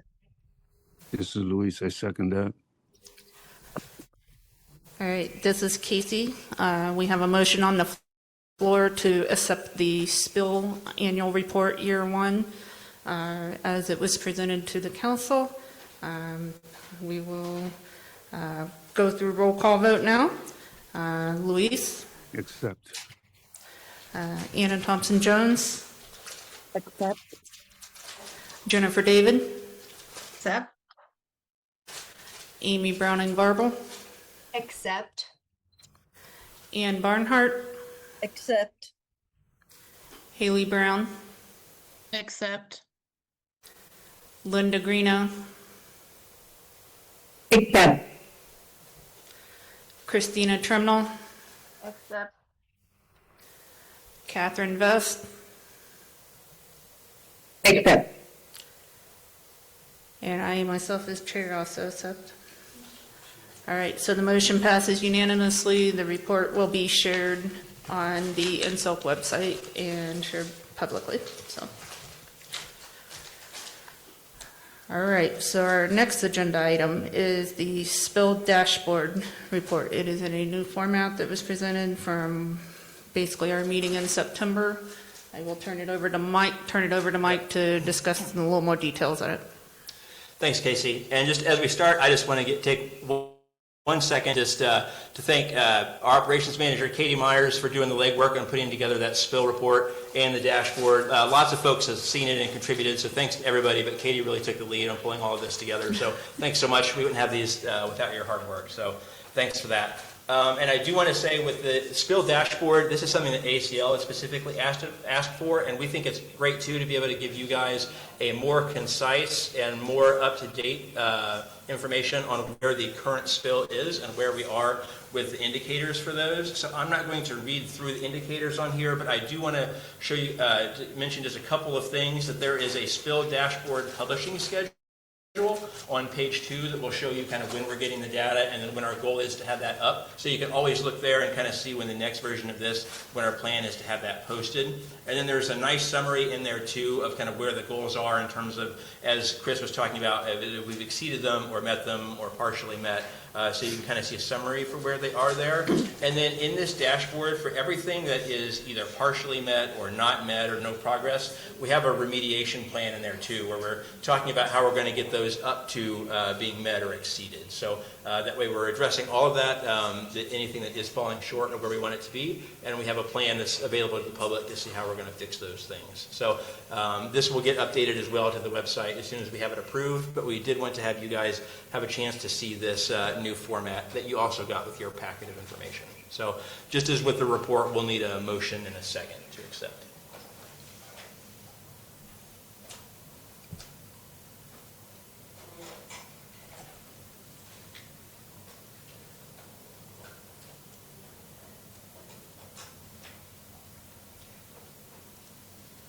Or if there's questions, we're happy to entertain questions. Sorry.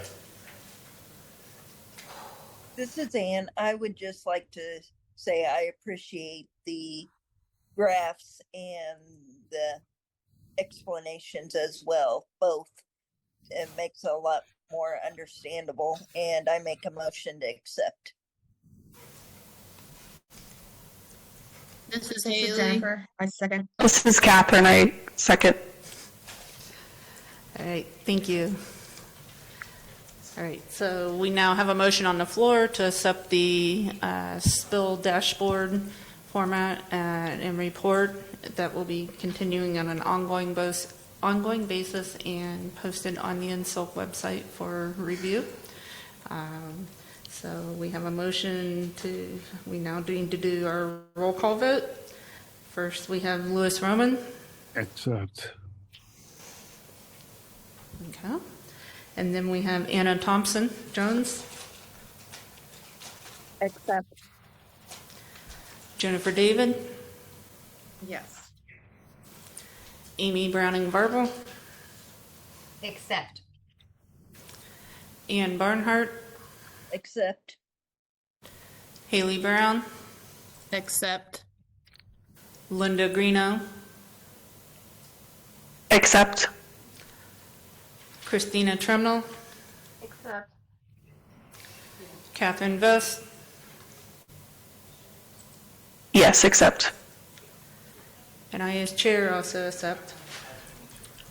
This motion also passes unanimously that we will accept the dashboard report as presented and to be posted on the INSILC website for public review. All right. Mike, we now have the accessibility emergency preparedness proposal. Can you? Yes, thanks, Casey. And so we did receive a proposal from our friends at Accessibility for a project called Nothing About Us Without Us, a disability-led emergency preparedness summit and symposium.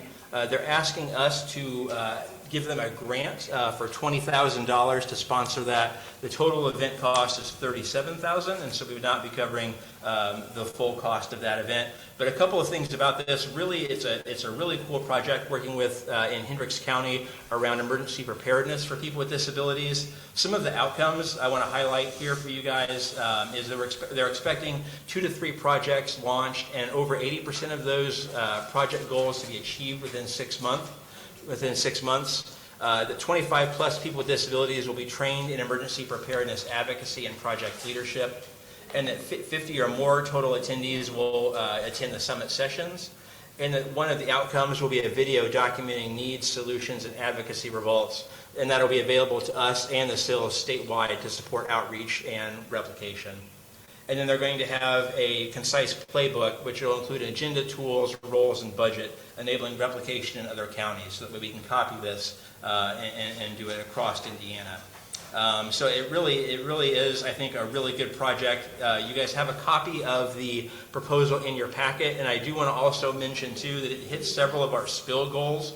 If you look through there, everything from the emergency preparedness goal itself to systems change across the network, building collaboration, outreach, So it really does hit about 5 or 6 field goals for us. And from a budget perspective, as I mentioned, we are performing favorable to budget significantly. So we're doing very well financially. So the $20,000 asking price is not a concern from a purely budgetary standpoint. So it seems like a really easy project to recommend that the council agrees to fund. And again, they're asking for $20,000. So we would ask for a motion from the council to approve that grant request. Is there any questions or discussion? This is Amy Browning-Varble, and I just want to say I like the idea of other counties getting to utilize the information all throughout the state as well. That's great. So I will make the motion to approve. All right, this is Casey. We have a motion on the floor. Do we have a second?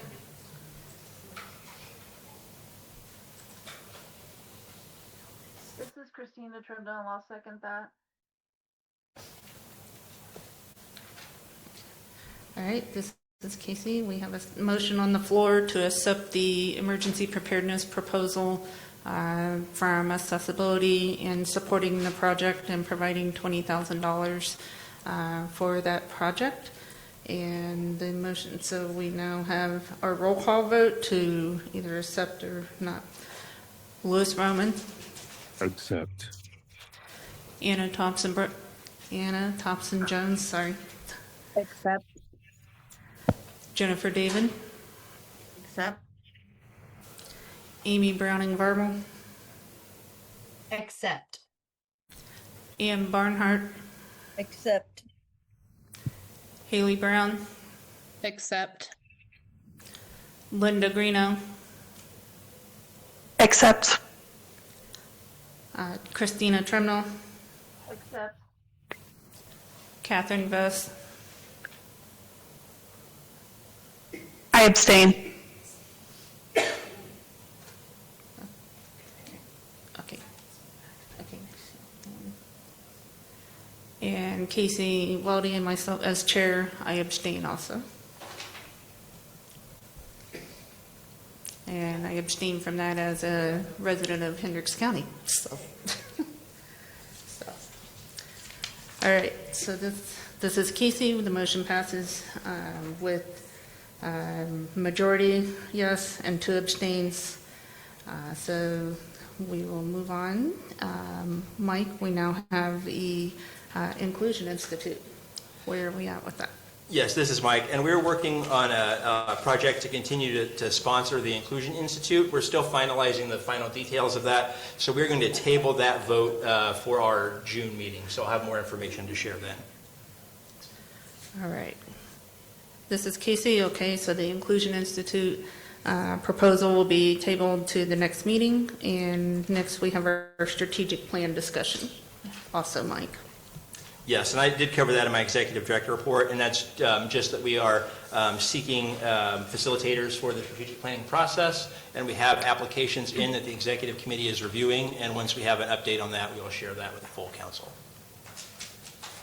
All right, thank you. Is there any other new business that needs to be covered from the council?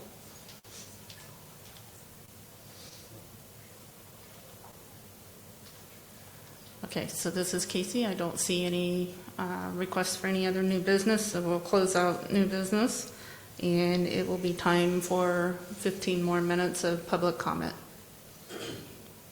Mike and Katie, I'll turn it over to you to help us with online and in person. Okay, I see 3 hands over here. The first hand I saw was John, so we'll do John, Jason, and then Ramona. I have my hand up. Oh, I'm sorry, I didn't see you. That's Jackie. Wait, that's Jackie. I'm Ramona. And you're Ramona. I apologize. I got the names confused. And there was Jackie over here Count too. against the 15 No, minutes. no. Could I suggest that since we have 17 minutes, that maybe you go to 4 o'clock? Yes, and we actually have the accommodations reserved till 4:30. So if we go a little over 4 o'clock, that'll be okay. I'm just saying because it takes a while to get. Of course, absolutely. Jackie had her hand up too. Yes. So I got Jackie. So is it okay, Ramona, if you go after Jackie? Oh, I didn't have my hand up. you were raising your hand to point out my mistake. I didn't actually have my hand up at all. Right. Yes, I apologize. Sorry about that. I see you now. Sorry about that.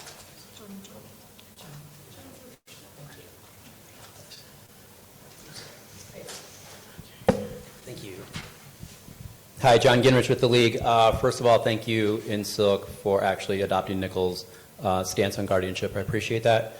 However, that said, I would like to point out that while we face legislative issues in our state general assembly, we also face them within the executive branch of administration, which right now has a request for information out titled Innovation, and the number is 26-85524. And let me scroll here just a moment to let you know what it's going to do.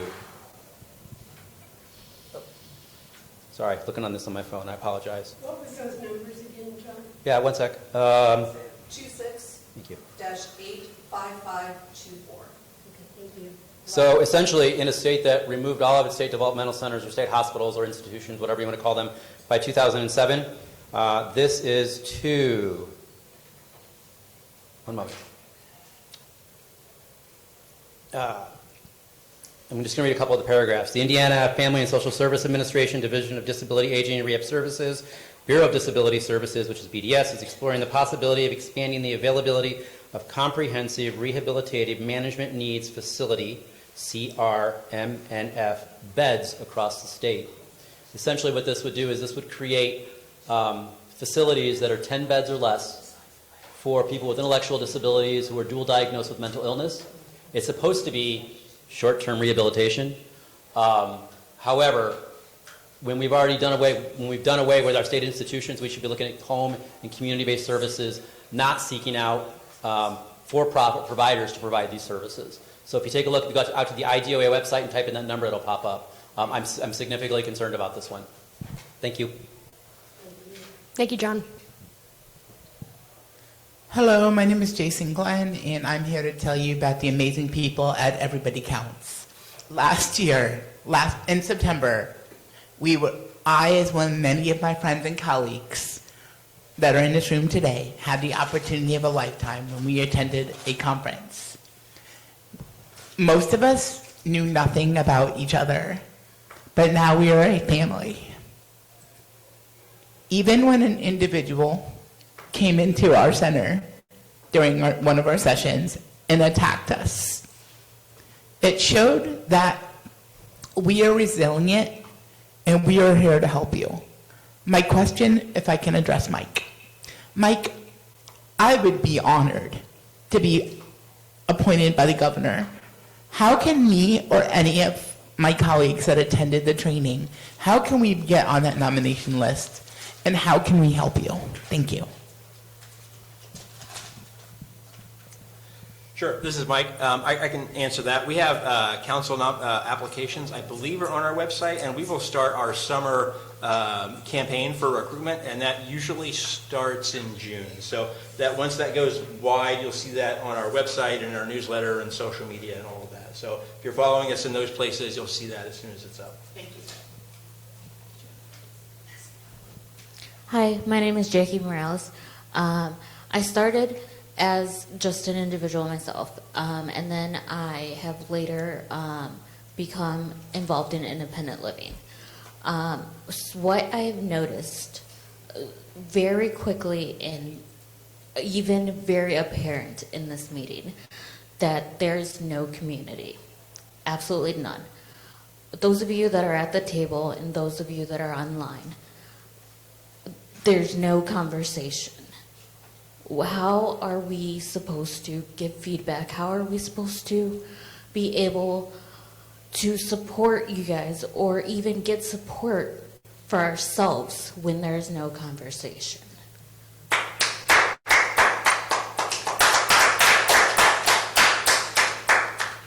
You know, I find it hard because it's like the same thing over and over again.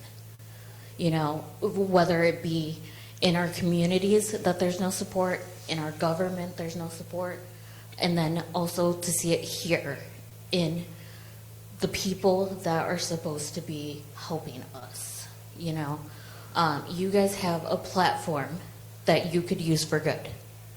and it isn't being used for good. It is using it for divide. Thank you.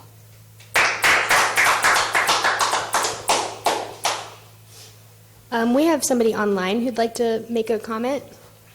Nancy Gideon would like to make a comment, so we're going to move to this comment, and then we will go back to our in-person comments. Thanks, Katie. And Nancy, I just allowed you, gave you permission to speak, so you should be able to make your comment now. Looks like she's muted. She's still muted. Oh.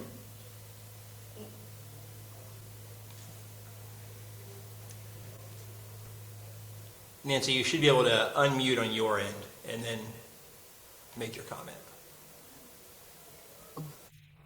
Okay, you can hear me? Yes. Okay. Hi, my name is Nancy. So I had two questions. First question is, we started the work groups this year, I believe. When are the work groups going to start meeting? For example, the medical work group. Sure, I can address that. This is Mike. And so the healthcare work group did have their first meeting this week, and the alternatives to guardianship work group met last week. The focus group met this week as well, and then the emergency preparedness work group, we're still working on scheduling that meeting. Okay, I didn't get an email for the health work group. I don't believe I will. Nancy, I will go back and double check and make sure that you're on the mailing list for that. Okay, thank you. And one more question. How can we get organizations that are, for the various disabilities, how can we get them to know about the Centers for Independent Livings? Do you plan on partnering with some of them to basically know about the services that these centers provide, or make them aware of the council and these meetings? Yeah, good question, Nancy. And so we are working on our outreach now, and so we are available to come to community events and those sorts of things. If you have organizations that you think that we should reach out to, please send them to me, or you can send them to the info@IndianaSilc email that's on the website. Either one of those, and we'd be happy to attend that. And then we are trying to get the word out, and so the more places you think that we should do that, we're happy to make those connections. Thank you. You're welcome. All right, we have our next comment here in the room from Leslie. Yeah, this is Leslie Hawker. First, I would just like to address Amy's quote about the network of IL network. In our terms, the IL network means the network of centers, which is a federal definition. While I appreciate the unsolicited commercial for Independence, Indiana, that's not who I was talking about.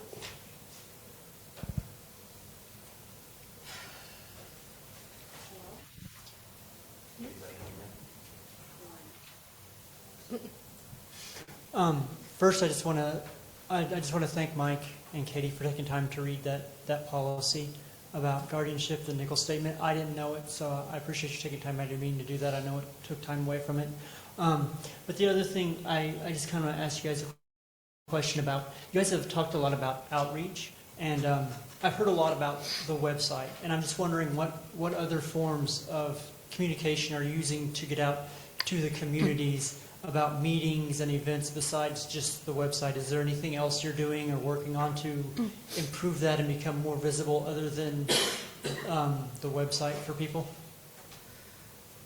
So this is Casey. So we have a couple things. There are town halls being scheduled. We are, as far as if you're talking about feedback in general, we are in discussion of trying to arrange for setting up sessions for information, basically forums for people to be able to give other feedback and information both on the spill and without. The town halls are happening.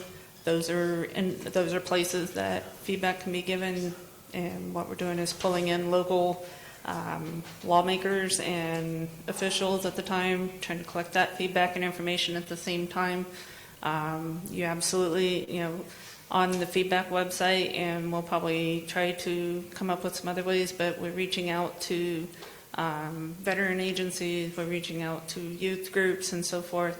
An engagement plan has been created for that, and we are starting the process of eventually, as part of the state plan for independent living, we'll be having focus groups that is pulling in those different groups.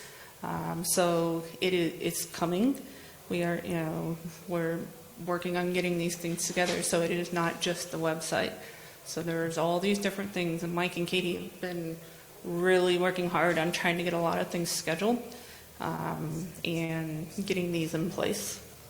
Okay, I need to clarify. I'm not talking about feedback. I'm talking about like this meeting. How did you get out to the community that they were having this meeting, besides just like posting on the website that we're having a meeting today? What other avenues were used to let the public know about this meeting and any other meeting, not just for feedback for this bill, but just any meeting INSILC is having? What other means besides? So I'm not looking like for what are you doing to get feedback, but how are you letting people know that meetings are occurring in this meeting? Like what other avenues besides just posting on the website, hey, we're having a meeting, this is the agenda? That's kind of what I'm asking. Yeah, thanks, Jeremy. And we are, so this meeting goes out in our newsletter as well, and then we also post on social media. And we would love to get the word out more, and so if you or other folks in the community have suggestions on ways for us to do that, we would be happy to take those. My question is actually for Katie. And Katie, before I ask my question, no disrespect to you at all, but we're angry. Heard. And my question to you is, many organizations like yours have pop-up tents that go to events like Best Buddies Walks, Special Olympics Indiana, the ARC. There are many opportunities for INSILC to have tents. Earlier, Mike reported, congratulations on the budget, by the way. That's a beautiful thing to have too much money. So, would it be possible for some of that money to be used to attend events so that the public knows what you are doing? If the public doesn't know that you exist, how are we supposed to engage? Thank you. Sure, I appreciate that. So the answer is we have been attending some resource fairs. We've attended, I don't have the numbers, I can't rattle all the numbers of the events right off the top of my head, but I could send you an email with a more detailed report. Okay, let me write that down so that I don't forget. Ann Barnhart has her hand up. Let me just finish responding to Jason. We do attend community events with tables. Admittedly, we're always looking for more, and so we do our best to go to attend them when we do our best to attend when we're invited, and it is one of those things that we're trying to be better at, always improving our outreach so that we do hear of the event so that we can participate. So the answer is a little bit of both. We have participated in these events, and we'd like to do more. And if I could get you some names of events, I'll email them to you. I know I have some resources as well. Yes, that'd be wonderful. To the extent that we're able to attend, we will be happy to. Thank you. And then I saw Ann, do you have would you like to make a comment? Ann Barnhart? Yeah. I would just like to encourage people, if they have an issue in the state that they would like to talk to their legislators about, when we're having these focus groups, some of the times we're having our legislators attend, certain legislators attend. Please come and please let your voices be heard. Let them know how you're feeling, and let them know what you think about certain issues. They're not going to know unless we tell them.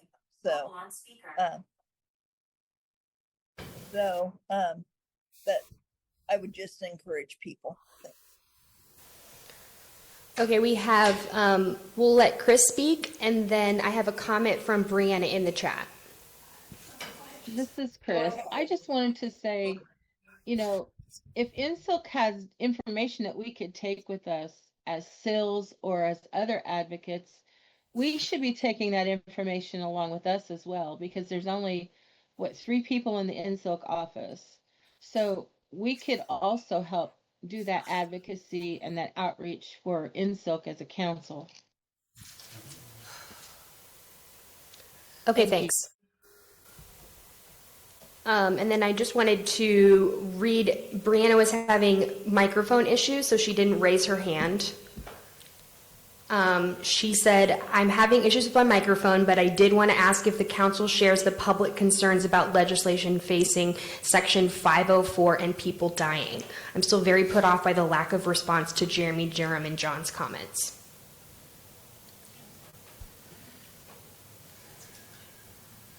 Casey, do you care that people are dying? Hold on just a second, I'm waiting on. This is Casey. Yes, I care that people are dying. I will say, as far as the Section 504, we are, this is where the council would like to work with the centers, because as federally mandated, the council cannot lobby directly. We can absolutely provide information, but let's work together and see how we can, what we can do to collaborate with the centers and with our communities, and what can be done. Now, what that looks like, I don't know yet. Just as Chris said, there is 3 people in the INSILC office, and this entire council we are volunteers, but we do have a responsibility to participate and try to make a difference. So. Okay, I see that Chris has a comment that we will read, but we want to start with, we're alternating, so Teresa has a comment first. I'd really rather wait till everybody else is done. Okay, I understand. Okay, Teresa's gonna pause and we're gonna go with Chris for now. So, Chris wrote in the chat, I would like to know when the public comment sessions actually become means of engagement with the community you serve. It's not good enough that you hear questions. Questions need answered, not empty promises. Get back to you on that. What we need is meaningful conversations. I have heard several times over several meetings that phraseology. Posting a response on the webpage is not meaningful conversation. That is the way you truly learn and what the community thinks and needs. The community, yeah. Thanks, Chris. And I'll just respond to that real quick, that we do have the public comment dashboard is on our website, and so that will be updated within a week after this meeting, where we put the follow-up to each comment and kind of what we're doing with each comment. So that is a good way to kind of see how we're taking and utilizing that feedback. I would also add that we do our best to have conversations and respond, but like Amy Browning-Varble pointed out earlier, this is a business meeting and we have to keep it moving so that we're in time.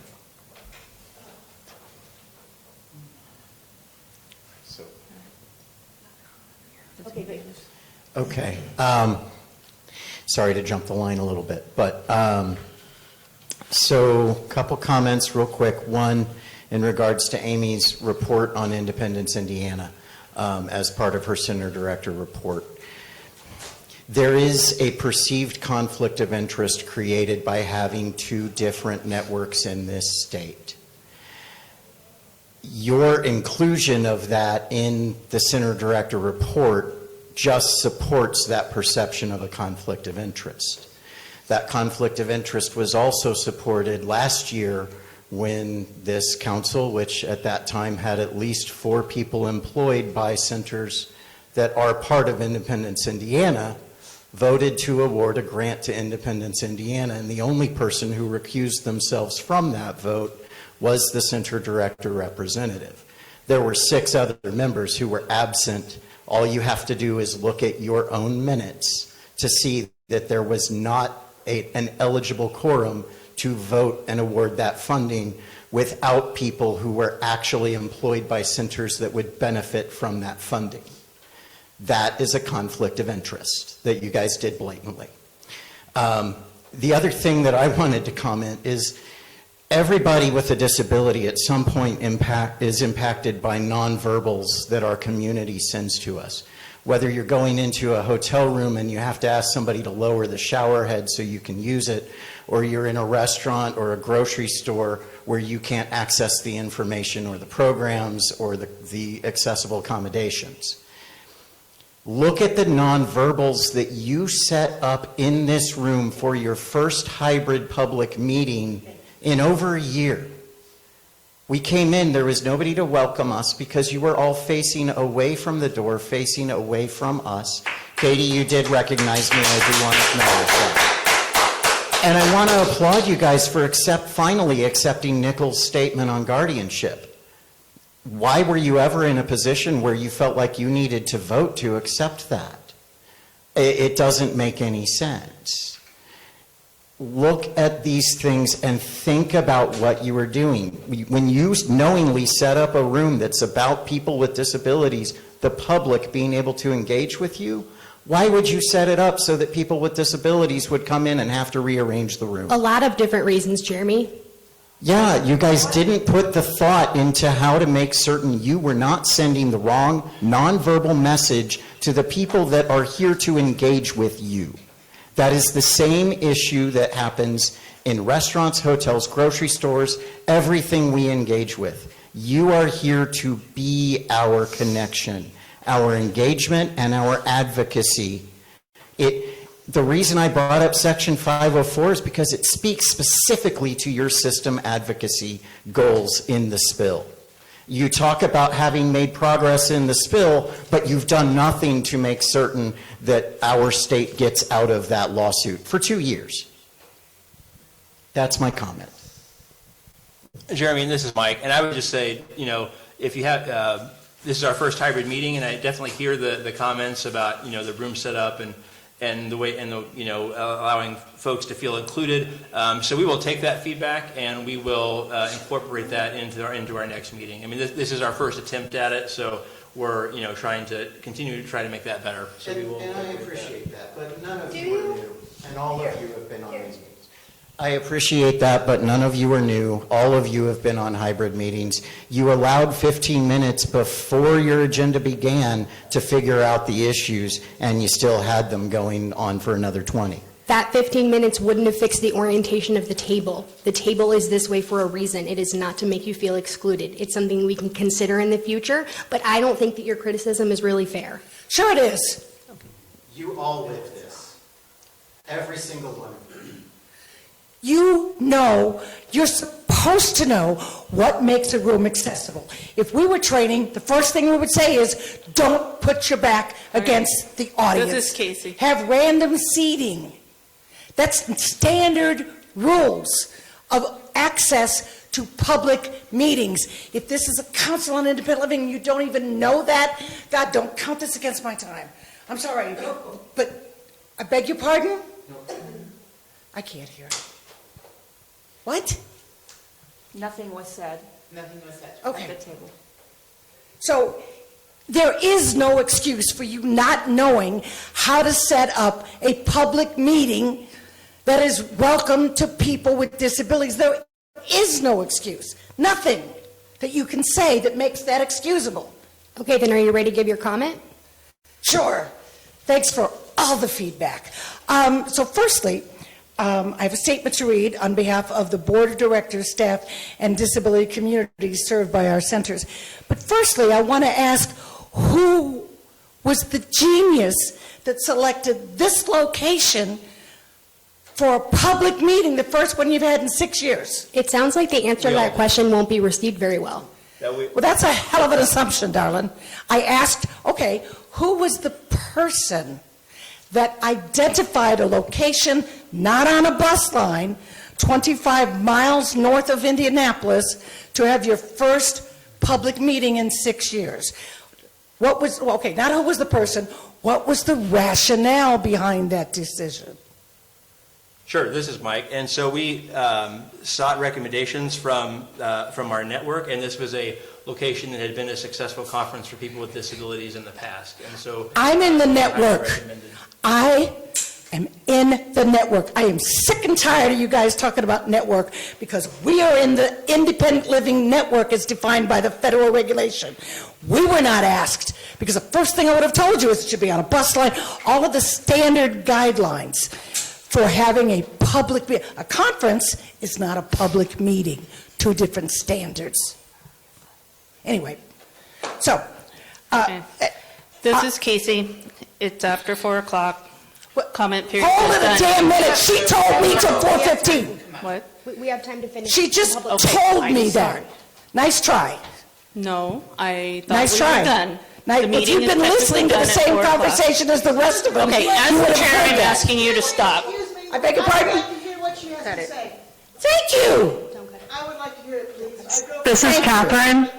This is Catherine. The interpreters can't keep up. If you can please talk one at a time. Sure. Had I not been interrupted, that would have been possible.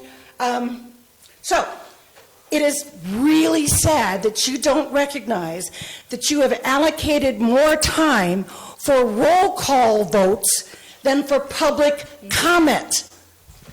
On behalf of the Board of Directors, staff, and disability community served by Everybody Counts and Everybody Counts North, I am submitting to you a dissenting report which details our response to the Council's first annual report on the 25-27 State Plan for Independent Living. It will be posted on our Facebook page.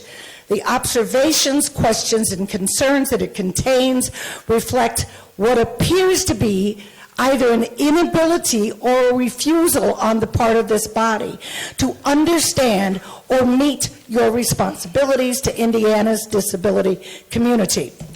So long as you consider and refer to those responsibilities as something that you are, quote, on the hook for, rather than finding out and doing what the community says is needed, you cannot move forward. So long as you do not even respond when comments are made, you cannot move forward. So long as you have a meeting and don't know how to set it up, you cannot move forward. Once again, we encourage you, again, to stop clouding the truth with colorful charts and empty buzzwords and a hailstorm of what is actually relatively meaningless activity, and instead to respect and actually begin to work with the people whose interests you are supposed to be representing. There is a basic tenet that you have unfortunately yet to understand, let alone apply. It serves as a moral imperative to ensure that those who self-designate themselves as experts do not overshadow the voices of the people they are supposed to be representing. It's called nothing about us without us. It's not just a phrase. It means something. People are dying. Shame on you. This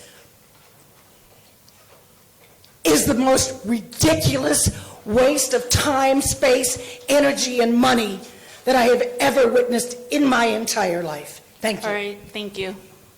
Okay, we have one final question from Jason, and then I think we're done for the day. Actually, it's a comment. Okay, great. I appreciate being able to be here today. I know that this was not easy for any of the committee members because you knew that there were some very unhappy people. And while I am unhappy, and my stance, unfortunately, will not change in one day, my hope that if we learn anything from today in the future is that we don't have to be enemies. We can all work together as a united front. And the sooner that we learn that, I think the disability world will be a better place. There are no enemies in this fight. And it is a fight that we continue to fight every day. It would be wonderful to me, the way that I envision advocacy and working together, if we could have a meeting in peace. While I understand that people's emotions are very high, I am thankful that we were given the opportunity to meet as one group. And I hope that it continues. And at some point, maybe we can all be on the same page and work together, not just for the good of ourselves, but for our peers. It is time that we show people what we can accomplish if we all work together. Thank you. Thank you, Jason. What a great sentiment to end on. Thank you. Casey, we'll need a motion to adjourn. Yes, so we need a motion to adjourn the meeting. Can someone please put that on the floor? Is Amy Browning Varble, and I will make that motion. This is Luis. I second it.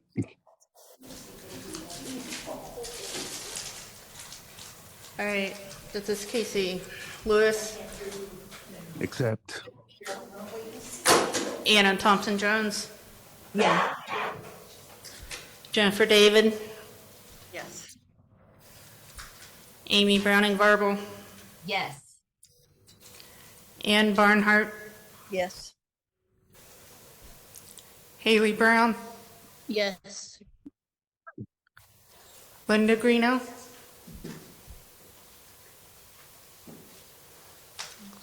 I believe she left us. Laura Ketterman, or sorry, she's not here. Christina? Yes.